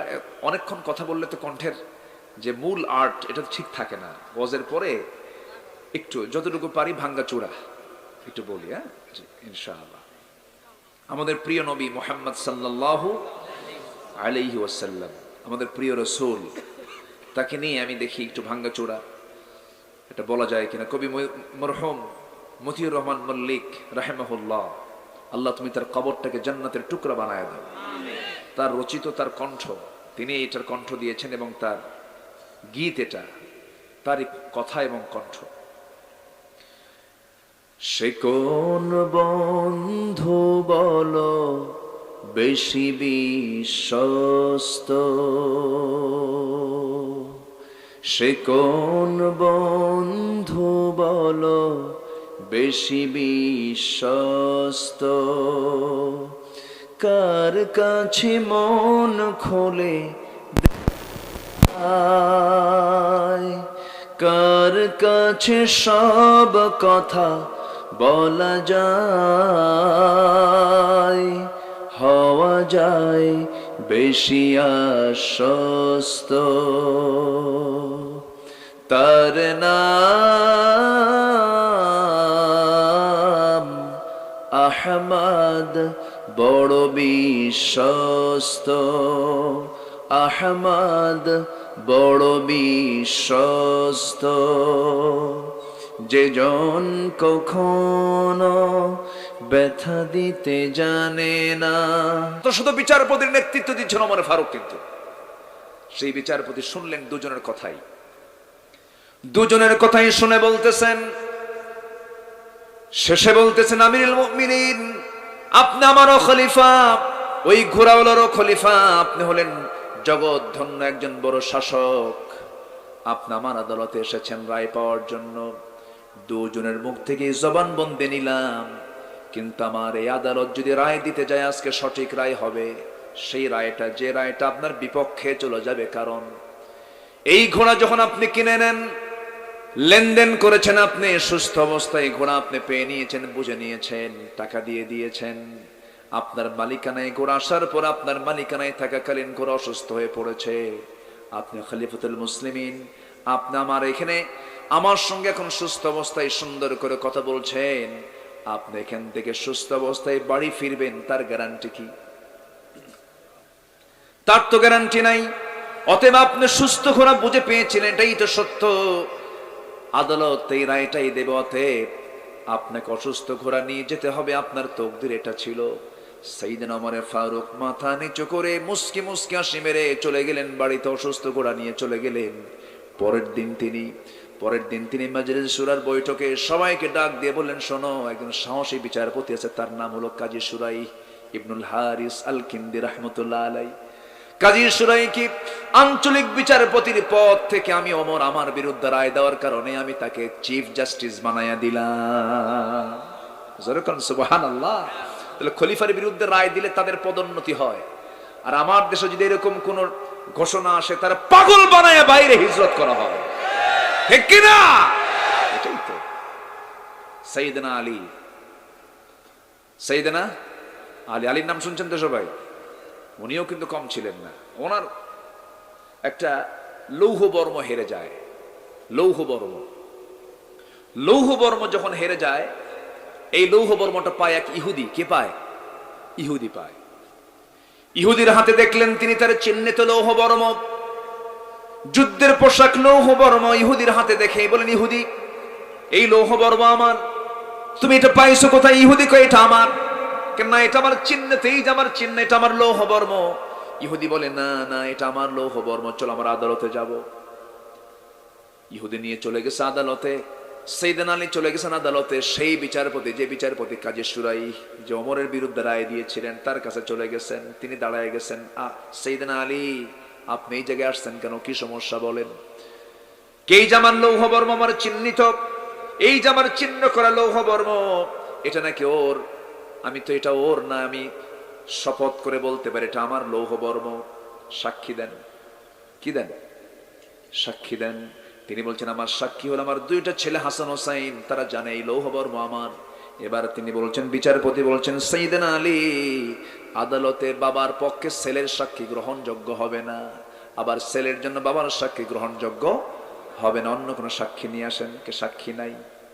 অন্য কোনো সাক্ষী নাই। কে? তাহলে তো আপনার আদালতে আপনার পক্ষে রায় যাবে না, আপনার পক্ষে রায় যাবে না। সাইয়েদনা আলী খেপে গিয়ে বলছেন, ও বিচারপতি কাজী সুরাই, তুমি কি হাদিসটা ভুলে গেছো? আমার কলিজার টুকরা সন্তান হাসান হোসেনকে রাসূল বলেছেন সাইয়্যিদা শাবাবি হালিল, জান্নাতের চাইতে বড় প্রমাণ আর কি চাও? এবার বলতেছেন, আমিও তো সে হাদিসটা জানি, কিন্তু আদালত তো আইন অনুযায়ী কথা বলবে। বাবার পক্ষে ছেলের সাক্ষী হবে না, ছেলের পক্ষে বাবার সাক্ষ্য হবে না। সম্পূর্ণ বিরুদ্ধে রায় চলে গেল। সাইয়েদনা আলী মুস্কি মুস্কি হাসি মেরে আদালত চত্বর থেকে বের হয়ে আসেন। ইহুদির চক্ষু বেয়ে টপ টপ করে পানি পড়ে, আর বলে মনে মনে চিন্তা করে, হারে এত সুন্দর ইসলাম, আমি আর বেদিন থেকে লাভ কি? আশহাদু আল্লা ইলাহা ইল্লাল্লাহ। মুসলমানদের চরিত্র দেখে মুসলমান অন্য দেশ, অন্য জাতির লোক ইসলাম কবুল করবে, কিন্তু আজকে আমাদের চরিত্র এত নম্র, এত জঘন্য হয়ে গেছে। অন্য জাতি দেখে, আমাদেরকে দেখে এখন ভয় পায়। কি পায়? ভয় পায়। আমার দেশে মানুষ বেশি না চোর বেশি? ভালো, আমার দেশে মানুষ বেশি না চোর বেশি? চোরই তো বেশি। মানুষ তো দেখি না আমরা। কেমন করে বলবো আমি মানুষ আছে বেশি, ভালো মানুষ বেশি, মানুষ ভালো কেমন করে বলবো? যদি আমি প্রশ্ন করি আমার দেশে মুসলমান বেশি না মুসলমান বেশি? বলেন মুসলমান না মুসলমান? এরপরেই যে প্রশ্ন করবো সেটা হলো আমার দেশের নামাজি বেশি না বেনামাজি বেশি? যে নামাজ পড়ে না তার চেয়ে বড় চোর, কুখ্যাত চোর কি আর আছে নাকি? তার চেয়ে কুখ্যাত চোর আছে? নাই। নামাজ 5 ওয়াক্ত পড়বো, সবাইকে রাজি আছেন নাকি? কুতুবদিয়াবাসীর জন্য আমি এক নাম্বার যেই সবার কাছে নাসিহাটা করে যাব, সবাইকে আমি অনুরোধ করে যাব, পায়ে ধরে বলে যাব, যত খুশি হোক না কেন আজান যখন হয়ে যাবে, বান্দার 1 নাম্বার ডিউটি হলো কার সামনে সেজদা দেওয়া। 5 ওয়াক্ত নামাজ পড়বেন কারা কারা একটু হাত তুলে দেখান। জোরে বলি ইয়া আল্লাহ, ইয়া রহমান, ইয়া রহিম। আমাদেরকে 5 ওয়াক্ত সালাত আদায় করার তৌফিক তুমি আল্লাহ দিয়ে দাও। জোরে বলি আমিন। আরো জোরে আমিন, আরো জোরে আমিন। শুধু নামাজ পড়লাম কিন্তু সমাজ থেকে অন্যায় দূর করার জন্য কিছু করলাম না, তাহলে কি লাভ হবে? যে ঈমান সত্য ন্যায়ের কথা বলবে না, যে ঈমান অন্যায়ের বিরুদ্ধে প্রতিবাদী হবে না, তার ঈমান আনাই হয় নাই। বলেছেন মুহাম্মদ সাল্লাল্লাহু আলাইহি ওয়াসাল্লাম, বলেছেন আমার আল্লাহ তাআলা, তা'মুরুনা বিল মা'রুফ ওয়া তানহাউনা আনিল মুনকার ওয়া তু'মিনুনা বিল্লাহ, ঈমানটা আনো আল্লাহর উপর। আগে সৎ কাজের আদেশ দাও, অসৎ কাজের বাধা দাও। অসৎ কাজের কি বাধা দাও। আমি চুরি করব না, কাউকে চুরি করতে দেব না। আমি মদ খাবো না, কাউকে মদ খেতে, মদের দোকানে বসতে দেব, জেনার কারবার হতে দেব, জেনার কোনো দৃশ্য দেখতে দেব। কিন্তু এই কাজগুলো আপনি যখন করতে যাবেন, আপনার সামনে আবু জেহেল আছে না নাই, অথবা সাইবা আছে না নাই, তখন এই সংগ্রাম আছে না নাই, তখন লড়াই আছে না নাই? আচ্ছা, তখন এই লড়াই আছে। যার মধ্যে জিহাদের তামান্না কাজ করে না, তার মরণ হচ্ছে মুনাফিকের মরণ, বলেছেন মুহাম্মদ সাল্লাল্লাহু আলাইহি ওয়াসাল্লাম। আবার এখন তো ইদানিং ফতুয়া মারে জিহাদ নাকি নাই। জিহাদ যদি নাই থাকে, তাহলে আল্লাহর একটা ঘর পড়ে আছে বাইতুল আকসা, ফিলিস্তিন। সেই বাইতুল আকসা মুসলমানদের প্রথম কিবলা, আল্লাহর পয়গম্বর ইসমাইল দ্বারা নির্মিত বাইতুল আকসা আজকে ইহুদিরা অবরুদ্ধ করে রেখেছে। সেই বাইতুল আকসাকে ফিরানোর জন্য, হাতে নেওয়ার জন্য কি দরকার বলেন? কি দরকার? জিহাদ দরকার। যারা বলে জিহাদ দরকার নাই, তারা এখানে কি করবা? তারা এখানে কি বলবা? আমার দেশে মুনাফিক চক্র আছে না নাই? আসতে বলবেন না, আছে না নাই?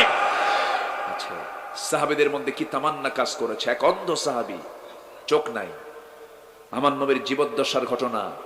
বদর পাড়ি দিয়েছেন, উহুদ পাড়ি দিয়েছেন, খন্দক পাড়ি দিয়েছেন। নবীজির জীবদ্দশা রাসূল কখনোই অন্ধ সাহাবীকে অনুমতি দেননি যুদ্ধে যাবার। অনুমতি চাইতেই রাসূল বলতেন, না তোমার যাওয়া যাবে না, তোমার চোখ নাই। প্রথম খলিফাও দেন নাই অনুমতি। দ্বিতীয় খলিফা সাইয়েদনা ওমর ফারুকের শাসনামলে তিনি একদিন তার সামনে এসে বলতেছেন, ওই অন্ধ সাহাবী, খলিফাতুল মুসলিমিন, আমার কি মন চায় না আমি শহীদ হয়ে যাই? আমার কি মন চায় না আমি আমার ওই সমস্ত ভাইদের সঙ্গে জান্নাতে থাকি, যে সমস্ত ভাইরা বদরে, উহুদে, খন্দকে যুদ্ধ করে বীর হিসেবে জান্নাতে চলে গেছে? জোরে সুবহানাল্লাহ। সাইয়েদনা ওমর ফারুক কেঁদে ফেললেন, বললেন, ভাই আব্দুল্লাহ ইবনে উম্মে মাকতুম, আপনি কি বলতে চান বলেন। আব্দুল্লাহ ইবনে উম্মে মাকতুম বলছেন, আমিরুল মুমিনিন, আমার কত বন্ধুরা বদরে বিদায় নিয়ে জান্নাত পেল, উহুদে অংশগ্রহণ করে শহীদ হয়ে জান্নাত পেয়ে গেল। আমার কি মন চায় না আমি শহীদের দরজা নিয়ে নেই, আমি যুদ্ধে যেতে চাই। কাদিসিয়ার যুদ্ধ শুরু হয়ে গেছে, আমিরুল মুমিনিন, আপনি আমাকে পারমিশন দিয়ে দেন। সাইয়েদনা ওমর ফারুক বললেন, ভাই আব্দুল্লাহ, চোখ তো নাই আপনার, আমি আপনাকে কেমনে পারমিশন দেব? তিনি বলছেন, আমি জানি আপনি আমাকে এটা বলবেন, উত্তর আমি রেডি করেছি। কি উত্তর বলেন? আমার চোখ নাই তো কি হয়েছে? যুদ্ধের ময়দানে সবাই যায়, সবাই তারা তরবারি হাতে নিয়ে যুদ্ধ করে না। কেউ পানি আগায় দেয়, কেউ খাবার প্রস্তুত করে, কেউ তাবু পাহারা দেয়, কেউ কালিমার ঝান্ডাটা হাতের মধ্যে নিয়ে দাঁড়ায় থাকে। আমার চোখটা নাই, অন্তত আপনি সেনাপতিকে জানায় দেন আমার হাতে যেন কালিমার ঝান্ডাটা দিয়ে দেয়। আমি কালিমার ঝান্ডা নিয়ে আমি সবার আগে দাঁড়ায়া থাকবো, সবার আগে আমি দাঁড়ায়া থাকবো। আমি সবার আগে দাঁড়ায়া থেকে কালিমার ঝান্ডাটা এক হাতে নিয়ে দাঁড়ায়া থাকবো। আমি নড়বো না, চড়বো না, চোখেও দেখি না। শত্রুপক্ষ আমার দিকে তাকায়া আরামে তীর মারবে, সেই তীরটা সোজা আমার বক্ষ ভেদ করে পিঠ দিয়ে বের হয়ে যাবে। আমি শহীদ হয়ে আল্লাহর জান্নাতে সরাসরি চলে যাব, আমার মন তৃপ্ত হয়ে যাবে। সাইয়েদনা ওমর ফারুক তাকে জড়িয়ে ধরে বললেন, ভাই আব্দুল্লাহ, আজকে তোমার অনুরোধকে আমি মানা করতে পারলাম না, অনুরোধ রক্ষা করতে বাধ্য হলাম, যাও। কাদিসিয়ার যুদ্ধে সবার আগে এই আব্দুল্লাহ ইবনে উম্মে মাকতুম, অন্ধ সাহাবী, কালেমার ঝান্ডা হাতের মধ্যে নিয়েছিলেন। সেই যুদ্ধে তিনি কাফেরদের দ্বারা আক্রান্ত হয়ে দুনিয়া থেকে বিদায় নিয়েছেন, শহীদের দরজা নিয়ে আল্লাহর জান্নাতে চলে গেছেন। জোরে কোন সুবহানাল্লাহ। সাহাবীদের মধ্যে কি ধারণা, কি চেতনা কাজ করেছে, কি চেতনা তারা লালন করেছেন, কি চেতনাকে নিয়ে তারা সামনে চলেছেন, কি পরিমাণ তাদের মধ্যে মুজাহাদা কাজ করেছে, কি পরিমাণ তাদের মধ্যে স্পিরিট কাজ করেছে। আমার বন্ধুগণ, এই চেতনা যে ইমানদারের মধ্যে লালন করবে না, তার মরণ হবে মুনাফিকের মরণ। বলেছেন মুহাম্মদ সাল্লাল্লাহু ইল্লাল্লাযীনা তাবু ওয়া আসলাহু, যারা সংশোধন করবে, ঈমান তো আনবই, তওবা তো করবই, আমার সংশোধনটা নিয়ে আসবো। যে ভুলভালগুলো আছে আমরা ঠিকঠাক করে নেব। জোরে বলি ইনশাআল্লাহ। হারাম কোনো কাজে যাব, হারাম কোনো কাজে যাব, হারাম কোনো দলে যাব, হারাম কোনো কাজে অংশগ্রহণ করব, অন্যায় কোনো কাজে অংশগ্রহণ করব না। সমস্ত হারামকে না বলবো, আল্লাহ জাহান্নামকে না বলবেন। আমরা সমস্ত হালাল কাজকে হ্যাঁ বলবো, আল্লাহ বান্দার জন্য জান্নাতকে হ্যাঁ বলবেন। আল্লাহু আকবার। এই সিদ্ধান্ত নিয়ে আমরা চলবো, এই চেতনা যদি আমরা লালন করি, আল্লাহ রাব্বুল আলামিন বলেন, সুন্দর করে বলছেন, ইল্লাল্লাযীনা তাবু ওয়া আসলাহু ওয়া বায়্যানু ফাউলাইকা আতুবু আলাইহিম। যারা তওবা করবে, ইসলাহ করবে, সংশোধন করে নেবে এবং যারা সুস্পষ্ট করে ফেলবে নিজের জীবনটাকে, আল্লাহ বলছেন আমি তাদের তওবাকে কবুল করব। ওয়ানা তাওয়াবুর রহিম, আমি হলাম তওবা কবুলকারী, আমি হলাম দয়াময়। জোরে কোন সুবহানাল্লাহ। আজকের মাহফিল অনেক মা বোন আসছেন, আমি শুনেছি আজকের মাহফিল অনেক মা বোন অংশগ্রহণ করেছেন, কথাগুলো শুনতেছেন। মা, আমি আপনাকেও বলবো, মা ঈমানটাকে লালন করবেন, ঈমানটার যত্ন নেবেন, ধৈর্যশীলা হবেন, পর্দার মধ্যে থাকার চেষ্টা করবেন। 16 আনা আপনার চেহারার সৌন্দর্য আল্লাহ রাব্বুল আলামিন দেখে দিয়েছেন পরপুরুষকে দেখানোর জন্য না, স্বামীকে দেখানোর জন্য। স্বামীকে দেখাবেন শুধু, আপনার সৌন্দর্য কারোর সামনে ডিসপ্লে করা যাবে না। মাথা থেকে পা পর্যন্ত আল্লাহ তাআলা আপনাকে ঢেকে রাখতে বলেছেন। আইয়ুদনিনা আলাইহিন্না মিন জানাবিবিহিন্না, আল্লাহ তাআলা আপনাকে প্রশস্ত কাপড় পরে থাকতে বলেছেন, পর্দায় থাকতে বলেছেন। পৃথিবীতে যত দামি দামি জিনিসগুলো আছে সব পর্দার মধ্যে। মুক্তা থাকে ঝিনুকের পেটে, ঝিনুক থাকে সমুদ্রের তলদেশে, কত কঠোর পর্দার মধ্যে ঝিনুকটা থেকে যায়, মুক্তাটা থেকে যায়। আমার আম্মা, আমার বোন যারা আজকের মাহফিল এসেছেন, আপনার জন্য জান্নাতটা পুরুষের চাইতে খুব সহজ। শুধুমাত্র পর্দার দিকটা আপনি খেয়াল করবেন। 16 আনা 14 জন পুরুষ যারা কারোর সঙ্গে দেখা করবেন না, অবৈধ সম্পর্ক করবেন না, মোবাইলে অবাধ কোনো মোবাইলটাকে নিয়ন্ত্রণহীনভাবে ব্যবহার করবেন না, মোবাইলটাকে নিয়ন্ত্রণের মধ্যে রাখার চেষ্টা করবেন। অন্য কোনো ইনবক্সে ঢুকবেন না, লাইন, ভাইবার, ইমো, ভাইবার, হোয়াটসঅ্যাপ, এই সমস্ত মেসেঞ্জার ইনবক্সে অন্য কোনো পরপুরুষকে আপনি নক দিবেন না। ও যুবকরা, তোমরা নক দেবে না। যদি তোমার বিয়ের প্রয়োজন হয় বৈধ পন্থায় বিয়ে করে নাও, বরকত নাজিল করে দিবেন তিনি কে? আল্লাহ। হারাম কোনো কাজে যাবে না, অন্যায় কোনো কাজে যাবে না, গর্হিত কোনো কাজে যাবে না। নারী তোমার প্রতি টান তো থাকবেই, পুরুষের টান নারীর প্রতি থাকবে, নারীর টান পুরুষের প্রতি থাকবে। এই টানটা দিয়েছেন কে? কিন্তু আল্লাহ দেখতে চান বৈধ পথে না অবৈধ পথে। বৈধ পথে তুমি বিয়ে করে নাও, অবৈধ পথে তুমি যেও না, হারাম পন্থা তুমি অবলম্বন করো না। আমার মা, আপনি যদি সুন্দর পর্দায় থাকতে পারেন, 5 ওয়াক্ত নামাজটা পড়তে পারেন, মারিয়ামের জীবনটা ফলো করবেন, আসিয়ার জীবনটা ফলো করবেন, খাদিজার জীবনটা ফলো করবেন, আম্মা জান আয়েশার জীবনটা ফলো করবেন, এই সমস্ত মহিলাদের জীবনগুলো পড়বেন, জানবেন জীবন কিসমত ঘুরে যাবে, কিসমতটা খুলে যাবে, আপনার জীবনটা ধন্য হয়ে যাবে। আসিয়া ফেরাউনের ঘরের বউ হওয়ার পরেও ফেরাউনের ঈমান নাই, আসিয়ার ঈমান ছিল। মারিয়াম আলাইহিস সালাতু ওয়াস সালামের স্বামী ছিলেন না, সন্তানের তিনি মা হয়েছিলেন, স্বামী ছাড়া সন্তানের তিনি মা হয়েছিলেন। এত বড় স্ট্রাগল করে তিনি ঈমান নিয়ে টিকে ছিলেন। কত ধৈর্য তাকে সামনে, ধৈর্যের মুখোমুখি তাকে হতে হয়েছে, কত পরীক্ষার মুখোমুখি তাকে হতে হয়েছে। ঈমান হারা হন নাই। এই জন্য মা, বাস্তব জীবনে আপনি যদি 4টা কাজ করে দুনিয়া থেকে বিদায় নিতে পারেন, আল্লাহর 8টা জান্নাতের দরজা আপনার জন্য খুলে দেওয়া হবে। ইদা সাল্লাত খামসাহা ওয়া সামাত শাহরাহা ওয়া তাআত বালাহা, 5 ওয়াক্ত নামাজ, রমজান মাসে রোজা, স্বামীকে আনুগত্য করে স্বামীর দাম দেওয়া। একজন স্বামী তার বউকে 4 কারণে মারতে পারে। কয় কারণে বলেন? আস্তে কয় কারণে? শুনবেন কি মারবেন?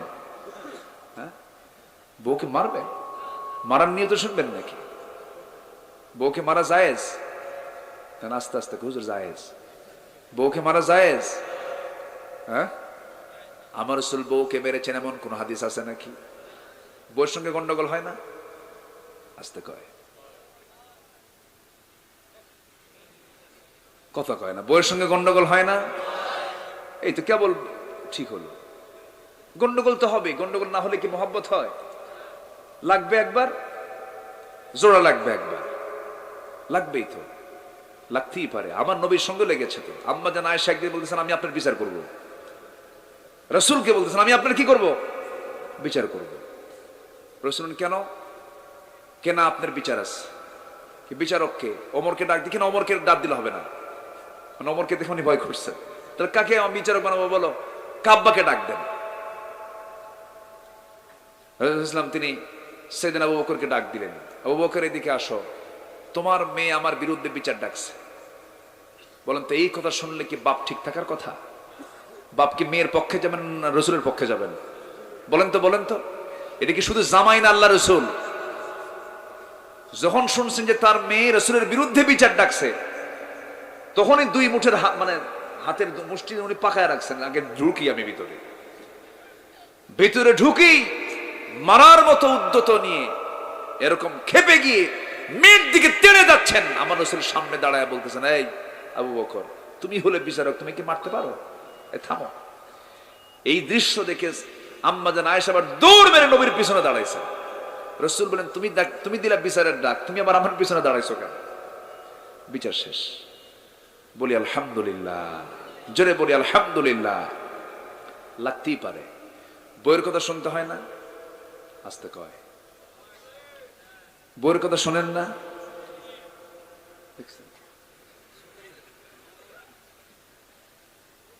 বলেন, বইয়ের কথা শোনেন না আপনারা? হ্যাঁ, আমিও শুনি, উনিও শোনেন। না শুনলে উপায় আছে? আস্তে, না শুনলে উপায় আছে? আচ্ছা বলেন তো, চেয়ারম্যান বড় না চেয়ারম্যানের বউ বড়? ভালো করে কর। হ্যাঁ, এই তো রেজাল্ট চলে আসছে।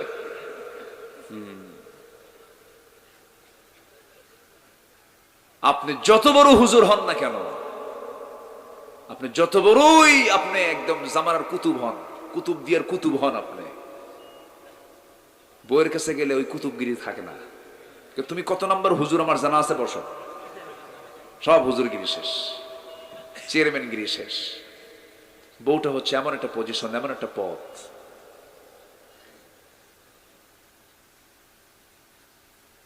এই বৈধ সম্পর্ক কে দিয়েছেন বলেন তো? কে দিয়েছেন বলেন তো? আল্লাহ দিয়েছেন। এই নোংরামির কাজে যাওয়া যাবে না। অবৈধ পন্থা অবলম্বন করে বিকৃত যৌনাচারের দিকে যাওয়া যাবে না। প্রয়োজন হবে বিয়ে শাদী করে নাও। আল্লাহর যে প্রকৃতি, আল্লাহর যে সিস্টেম, যে পদ্ধতি, সেই পদ্ধতি ফলো করো, তোমার কিসমত খুলে যাবে। বলি আলহামদুলিল্লাহ। বৈধ পদ্ধতি অ্যাপ্লাই করো, আল্লাহ তোমার প্রতি বরকত দিবেন, রহমত দিবেন। আল্লাহ সবাইকে বোঝার তৌফিক দান করুন। জোরে বলি আল্লাহুম্মা আমিন, আরো জোরে আল্লাহুম্মা আমিন। বউকে মারা যাবে না। রাসূল কাউকে মেরেছেন এমন কোন রেকর্ড নাই। তবে 4টা কারণে বউকে শাসন করা যায়। কয়টা কারণে? 4টা কারণে। নাম্বার 1 হলো, বউ যদি নামাজ না পড়ে, বউকে বলতে হবে, বউ আমার, তোমার রান্না আমি খাই, আমি তাহাজ্জুদ পড়ি, আমার খেলাফ হয়ে যায়, এটা তো ঠিক নয়। কে বলেছে বউ ঠিক হবে না? বউকে বোঝাতে হবে, বউ আমার, তুমি আমার দুনিয়ার জগতের বউ, তুমি কি জান্নাতের বউ হতে চাও না? হ্যাঁ, হতে চাই। দুনিয়াতে যেমন আমরা একই ছাদের নিচে একই ঘরে থেকে গেলাম, জান্নাতে আমরা একসঙ্গে থাকতে চাই। তাই যদি চাও তুমি নামাজ পড়বে না, আমি তোমাকে জান্নাতে পাবো না। নামাজটা পড়া এমন করে বুঝাবো, আমরা সন্তানদেরকে বুঝাবো, পরিবারকে বুঝাবো, নামাজ কেন্দ্রিক পরিবার গড়ে তুলবো। যে পরিবারটা নামাজ কেন্দ্রিক পরিবার, সেই পরিবারটা জান্নাতের টুকরা। বলি আলহামদুলিল্লাহ, জোরে বলি আলহামদুলিল্লাহ। নাম্বার 2 হলো, রমজান মাসে রোজা যদি না রাখতে পারে, স্বামী তার স্ত্রীকে শাসন করতে পারবেন। স্বামীর যদি দাম না দিতে পারেন, শাসন করতে পারবেন। নাম্বার 4 হলো, বোরকা তো পরেই না, পর্দায় তো থাকি না, মানে মাঝে মাঝে ঘন ঘন একা একা মার্কেটে চলে যায়। একা একা মার্কেটিং করা মহিলা তো কুতুব দিয়ার মাটিতে কোনো মহিলাই নাই। আলহামদুলিল্লাহ। এগুলো করা যাবে না। আপনি যাবেন, স্বামীকে নিয়ে যান। যার স্বামী নাই সে কাকে নিয়ে যাবে? বয়ফ্রেন্ডকে নাকি? বয়ফ্রেন্ড কি এই শব্দ কি ইসলামে জায়েজ আছে? যুবক গল্প করে, বন্ধু, এই তোর কি গার্লফ্রেন্ড আছে রে? না তো। তুই তো মানুষই না। যার জীবনে একটা গার্লফ্রেন্ড, তার জীবনই তো বৃথা। দেখছেন কত বড় শয়তান। মানে শয়তানের আসার দরকার না, ও মানে প্র্যাকটিক্যাল শয়তান হয়ে বসে আছে না নয়? আচ্ছা, বয়ফ্রেন্ড গার্লফ্রেন্ড এরকম কোন পরিভাষা ইসলামে নাই। আল্লাহ তুমি সবাইকে বোঝার তৌফিক দাও। জোরে বলি আল্লাহুম্মা আমিন। মোবাইলের ব্যবহার থেকে খুব সাবধান থাকতে হবে। এই ডিভাইস অসংখ্য পরিবারকে ধ্বংসের দিকে ঠেলে দিয়েছে। আসতে বলবেন না, জোরে বলুন ঠিক কিনা? কার বউ কে নিয়ে গেছে মোবাইল দিয়া হিসাব নাই। খুব সাবধান, বি কেয়ারফুল। আল্লাহ তুমি সবাইকে বোঝার তৌফিক দাও। জোরে বলি আল্লাহুম্মা আমিন। আমি সময় বাড়াবো না, অনেক রাত হয়ে গেছে, 11:30-12টার কাছাকাছি চলে গেছে। যতটুকুন হয়েছে আমরা বলে ফেলি আলহামদুলিল্লাহ। জোরে বলি আলহামদুলিল্লাহ। ফজর পড়ব তো আমরা ইনশাআল্লাহ, জোহর পড়ব তো, আসর পড়ব, মাগরিব পড়ব, এশা পড়ব। নামাজ হবে কয় ওয়াক্ত? জীবনে নামাজ আমরা কাজা করব, বউকে বেপর্দায় রাখবো, হারাম কোন ইনকাম পরিবারে আনবো, মিথ্যা কোন সাক্ষী দেব, গীবতের কারবার করব, হিংসার কাছে যাব, বান্দার কোন হক নষ্ট করব, কবিরা গুনার মতো কোন গুনাহ জীবনে ইচ্ছা করে করব। আল্লাহ তুমি সবাইকে কবুল করো। জোরে বলি আল্লাহুম্মা আমিন। আরো জোরে আল্লাহুম্মা আমিন। আর একটা কথা বলতে চাই, সেটা হলো আমাদের রবকে, আমাদের নেতা হচ্ছেন মুহাম্মদ সাল্লাল্লাহু, আমাদের দল কি? আরো জোরে, আরো জোরে। আমাদের সংবিধানটার নাম কি বলেন? কোরআন। এই চার পরিভাষার ভিতরে, এই চার কথার ভিতরে রব আল্লাহ, নেতা রাসূল, দল ইসলাম, সংবিধান কোরআন, এই চার কথার মধ্যে যে নখ ঢুকাবে আমরা তার নখ ভেঙে ফেলবো। এই চার কথার ভিতরে যে কথা বলবে তার গলা চিপে ধরবো আমরা। এই নীতিতে আমরা অটল থাকি, ইমানের উপরে আমরা ইস্তেকামাত থাকি। ফাকিম ওয়াজহাকা লিদ-দীন হানিফা। আল্লাহ কবুল করুন। জোরে বলি আল্লাহুম্মা আমিন। এই আশাবাদ কামনা করছি। একটা পয়েন্ট কিন্তু বাদ গেছে, কি বলেন? দাওয়াত শেষ হয়নি, শুনবেন? আগ্রহ আছে আপনাদের? যদি 1 ঘন্টা নেই সময়, কোন আপত্তি নাই? পিছনের লোক সবাই কি বলেন? সবাই কি রাজি আছেন? হায় হায় হায় হায়, সারা রাত। ঠিক আছে, সবাই সারা রাত থাকেন, আমি যাই। দ্বীপের মানুষগুলো খুব ভালো হয়, বলি আলহামদুলিল্লাহ। সমুদ্র ছোট না বড়? সমুদ্র ছোট না বড়? এই জন্য সমুদ্রের তীরে যারা বসবাস করে তাদের কলিজাও এরকম বড়, বলি আলহামদুলিল্লাহ। আল্লাহ তুমি সবাইকে কবুল করো। আজকে আমার অনেক কিছু খাওয়াইছে। কই বাড়ি হলো? কই কাশাম ভাই? আন্না হড়ে? হ্যাঁ, আলহামদুলিল্লাহ অনেক কিছু খাইছে। কি কি যেন মাছ খাইলাম না, কোন এই লোকাল ভাষা? না না, কাড়া, কাড়া মাছ না কি মাছ বলাই তো কঠিন। যে অনেক সুন্দর আলহামদুলিল্লাহ, তাজা লাহমান তারিয়া, কোরআন শরীফের আয়াত, লাহমান তারিয়া, তাজা গোশতগুলো আপনারা খান। মাছকে কোরআনের ভাষায় গোশত বলা হয়েছে, এটাও তো গোশত। এই মাছ আমরা মরা খাই, কি খাই? মরা খাই না? আজকে সব মাছকে তাজা পাওয়া যায়, কিন্তু মাছ যদি মরে যায় খাওয়া জায়েজ আছে না নাই? আছে। কিন্তু মুরগি নাই, দেখে খা। এই আস্তে কন কেন খাইটা নাকি আবার? তাহলে মুরগিও প্রাণী, মাছও প্রাণী।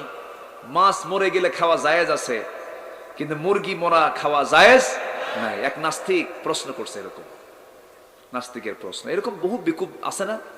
কি হুজুররা ওয়াজ করে জান্নাতে নাকি পায়খানা নাই, টয়লেট নাকি, কেমনে থাকবে জান্নাতের মধ্যে? বেকুব, তুই যে মার পেটে 10 মাস ছিলি, তুই কোথায় পায়খানা করছিস? আল্লাহু আকবার বলেন। কি সুন্দর সমাধান। তো তাজা মাছ যদি মরেও যায় খাওয়া জায়েজ।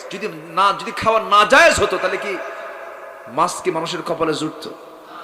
বলেন তো, জুটতো? মাছ তাজা পাবেন কয়টা? সব তো বেশি মরাই।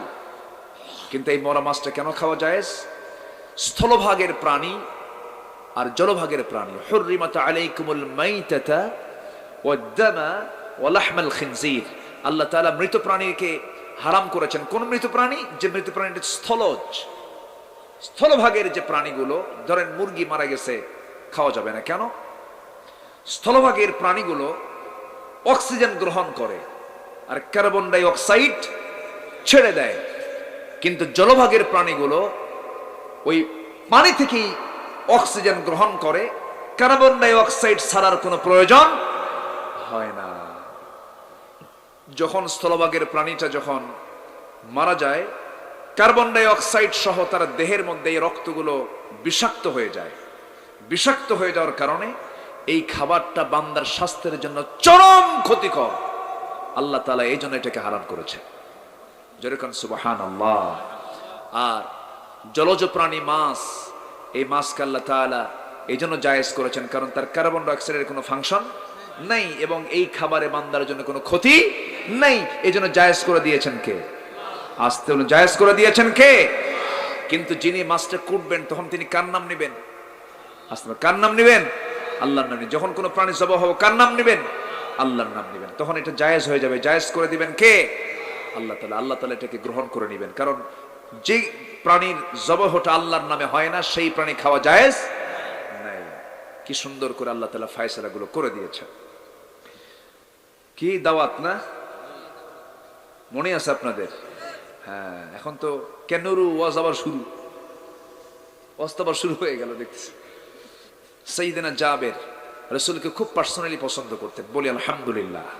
কিছু সবকিছুর পার্সোনাল থাকে না, যেরকম আমার নবীর সাহাবীদের সবাইকে আনাস, সবাইকে আনাসের মতো। আনাস ছিলেন রাসূলের কি? খাদিমুর রাসূল সাল্লাল্লাহু আলাইহি ওয়াসাল্লাম। সাইয়েদনা আনাস রাসূলকে যত কাছ থেকে দেখেছেন, সব সাহাবীকে এরকম কাছ থেকে দেখেছেন না, তিনি ছিলেন রাসূলের সহকারী। তো জাবির ছিলেন এরকম খুব কাছাকাছি মানুষ। তো দাওয়াত দিয়ে আসছেন, এইদিকে বাড়িতে এসে বউকে বলতেছেন, বউ কি করা যায়?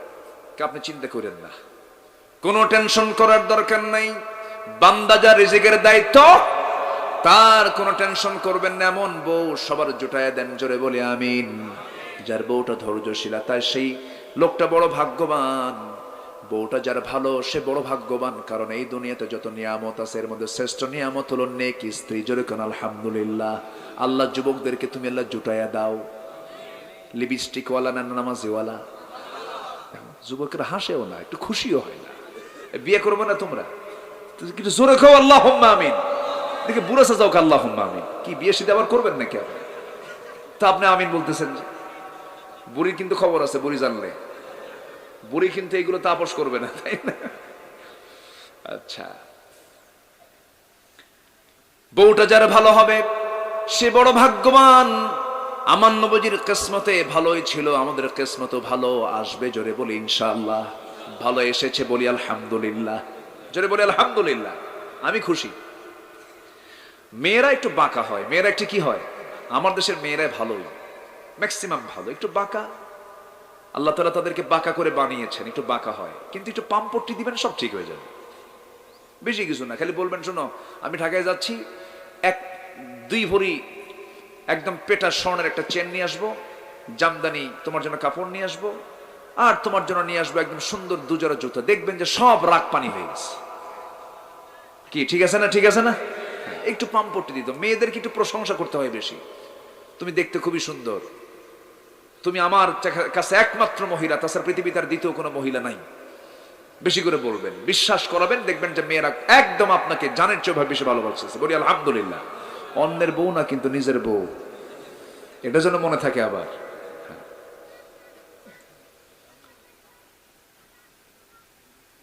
তালহা রাদিয়াল্লাহু তাআলা আনহু, আসসালামু আলাইকুম ওয়া রাহমাতুল্লাহি ওয়া বারাকাতুহু।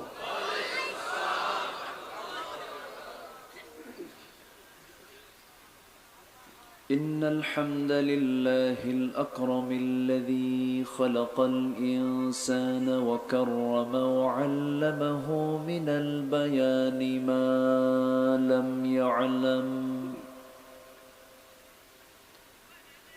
فسبحان الذي لا يحصى امتنانه باللسان ولا بالقلم.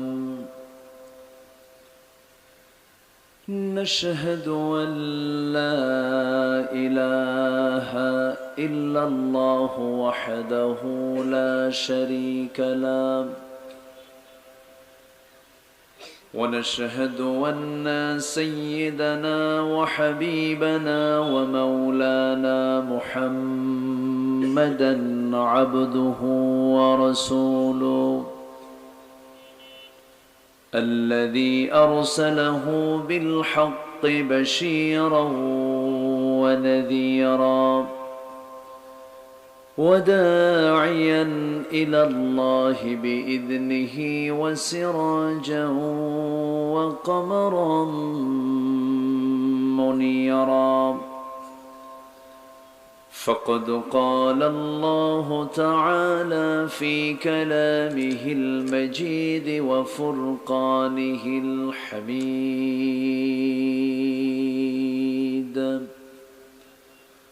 أعوذ بالله من الشيطان الرجيم. بسم الله الرحمن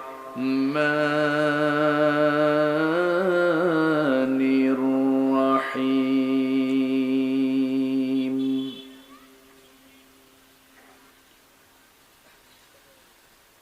إن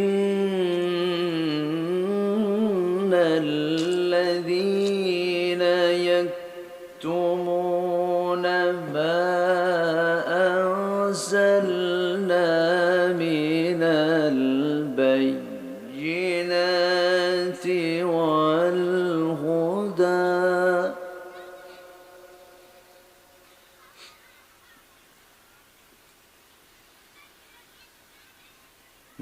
البينات والهدى من بعد ما بيناه للناس في الكتاب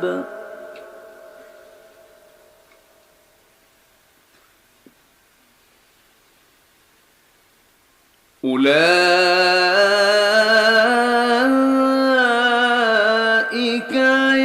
يلعنهم الله ويلعنهم اللاعنون.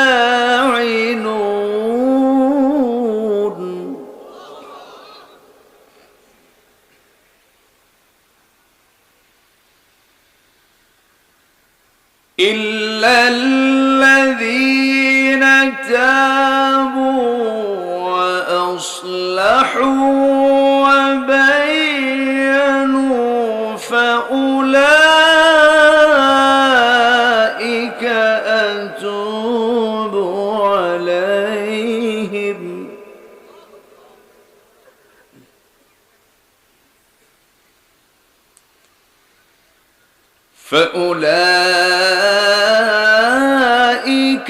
أتوب عليهم وأنا التواب الرحيم.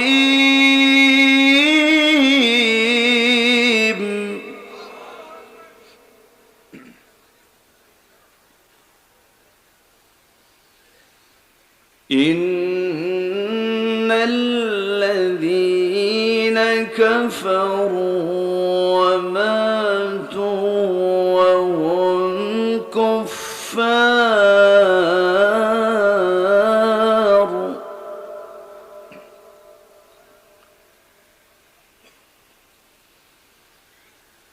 وهم كفار أولئك عليهم لعنة الله والملائكة والناس أجمعين.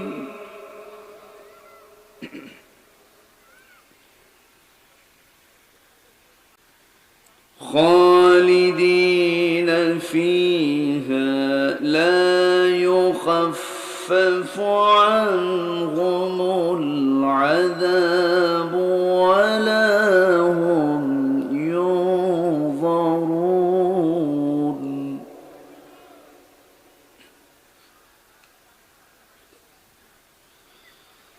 الله أكبر. بسم الله الرحمن الرحيم.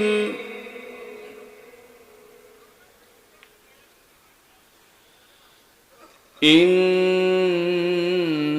الله وملائكته يصلون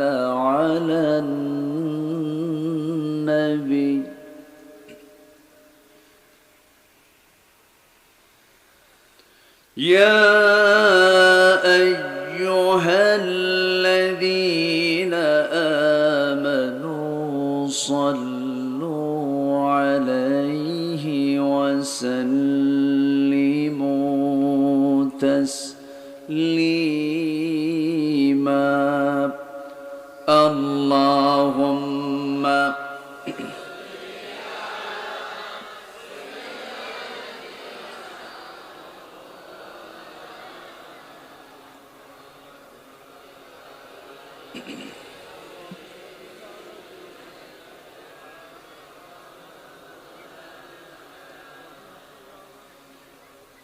যে মানুষ মানুষের বেদনায় কেঁদেছিলেন জীবন মদিনায়, সেই মাটি সেই মানুষ যদি এত সুন্দর না জানি তাহলে তুমি কত সুন্দর, কত সুন্দর। আল্লাহুম্মা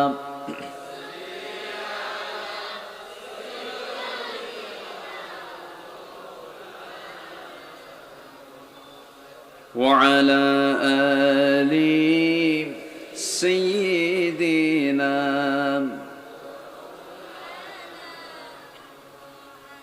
সবাই বলুন বালাগাল উলা বিকামালিহি কাশাফাত তুজা বিজামালিহি حسنت جميع خصاله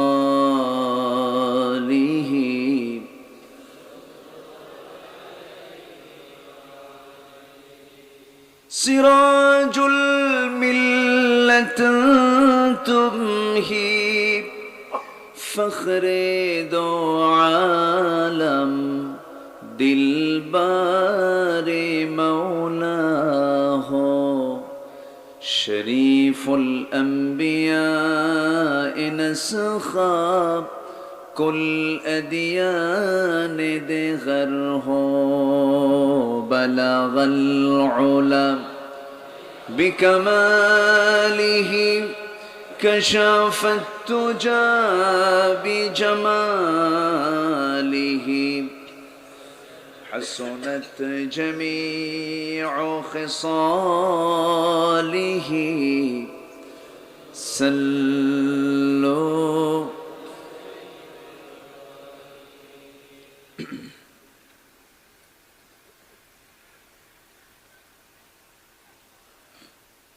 প্রাকৃতিক সৌন্দর্যের এক অনন্য লীলাভূমি, সমুদ্র বেষ্টিত অঞ্চল, দ্বীপাঞ্চল, কক্সবাজার জেলার কুতুবদিয়া উপজেলার পশ্চিম লেমশিখালী ৮ নম্বর ওয়ার্ড একতা সমাজ কল্যাণ পরিষদ মাহফিল ইন্তেজামি কমিটি কর্তৃক আয়োজিত ২৯ জানুয়ারিতে অনুষ্ঠিত তাফসীরুল কোরআন মাহফিল ২০২৪ মহতি আয়োজনের সম্মানিত সুযোগ্য সভাপতি, বিশিষ্ট সমাজসেবক, ইসলাম দরদী ব্যক্তিত্ব জনাব শফিউল আলম বাবুল সাহেব, প্রধান অতিথি, বরেণ্য মেহমান হাজরাত উলামায়ে কেরাম, ফদলায়ে ইজাম, সুশীল সমাজ, জাতির শ্রেষ্ঠ সন্তান শিক্ষক মণ্ডলী, জাতির বিবেক সাংবাদিক বৃন্দ, বিশেষ করে আমার পূর্বে কথা বলেছেন নন্দিতা আলেমী দ্বীন, আমার অনুজ, আমার অত্যন্ত কাছের মুহতারাম মাওলানা আশরাফ বিন মোবারক আলী সিদ্দিকী, সামনে উপস্থিত আজকের মাহফিলের প্রধান আকর্ষণ যাদেরকে নিয়ে আজকের এই সাজানো গোছানো বর্ণাঢ্য আয়োজন, তাওহীদের পতাকাবাহী, কালেমার ঝান্ডাবাহী, দ্বীন ইসলামের নরসারদুল বীর মুজাহিদ, প্রাণ প্রিয় সম্মানিত দ্বীনি ভাইরা, আড়ালে বসে আছেন শ্রদ্ধেয়া সম্মানিতা সর্বগুণে গুণান্বিতা মা বোনেরা। আলোচনার শুরুতেই আনুষ্ঠানিকতার মধ্য দিয়ে আমার পক্ষ থেকে আবারও হৃদয় নিংড়ানো, প্রাণ উজাড় করানো, দিল খোলা সালাম, আসসালামু আলাইকুম ওয়া রাহমাতুল্লাহি ওয়া বারাকাতুহু। সালামের জবাব একটু ভিজা ভিজা মনে হলো। আসসালামু আলাইকুম ওয়া রাহমাতুল্লাহি ওয়া বারাকাতুহু। অনড়া বেগুন কেন শোন? আমারও জিজ্ঞাসা করলেন, এই তো ভালোবাসার বহি প্রকাশ। হাল জাযাউল ইহসানি ইল্লাল ইহসান ফাবিআইয়ি আলা'i রাব্বিকুমা তুকাযযিবান। তো আপনি ভালো, আমি কি খারাপ থাকবো নাকি? আল্লাহ তাআলা আমাকে আপনার মতোই রেখেছেন। বলি আলহামদুলিল্লাহ, জোরে বলি আলহামদুলিল্লাহ। হাজারো কাজে ব্যস্ত, সারাটা দিন অতিক্রম করে ব্যস্ততাকে পাড়ি দিয়ে ক্লান্ত শ্রান্ত এই ক্লান্তময় দেহটাকে স্বস্তি দেবার জন্য পৌষ মাঘের এই কনকনে শীতের আরামের বিছানায় যখন আমরা যাব, ঠিক সেই মুহূর্তে আমরা বসে আছি কোরআনের টানে জান্নাতের বাগানে। যিনি আমাকে আপনাকে এমন সুন্দর আয়োজনে শামিল করলেন, সেই মহান রবের শানে বলে উঠছি আলহামদুলিল্লাহ। জোরে বলি আলহামদুলিল্লাহ। চিৎকার মেরে বলছি আল্লাহুম্মা ইন্নী আসআলুকা আল হুদা ওয়াত তুকা ওয়াল আফাফা ওয়াল গিনা। সবাই বলি আল্লাহুম্মা লাকা আসলামতু ওয়া বিকা আমানতু ওয়া আলাইকা তাওয়াক্কালতু ওয়া ইলাইকা আনাবতু ওয়া বিকা খাসামতু। আমরা আল্লাহ তাআলার শুকর আদায় করে নিলাম। সম্মানিত হাজিরিন, আমি কুতুবদিয়াতে আজ প্রায় 7-8 বছর হবে। আমি বছর অন্তত একটা বার এই সাগরটা পাড়ি দিয়ে আসি। হাজারো দেশের বাইরের ব্যস্ততা থাকার পরেও কুতুবদিয়ার যখন একটা ফোন আমার কাছে যায়, আমি কেন যেন একটা মায়ায় পড়েই থাকি মায়াতে। তা আমি যে এসেছি আবার, কি বেজার না খুশি হয়েছেন? খুশি হয়েছেন তো? বলি আলহামদুলিল্লাহ।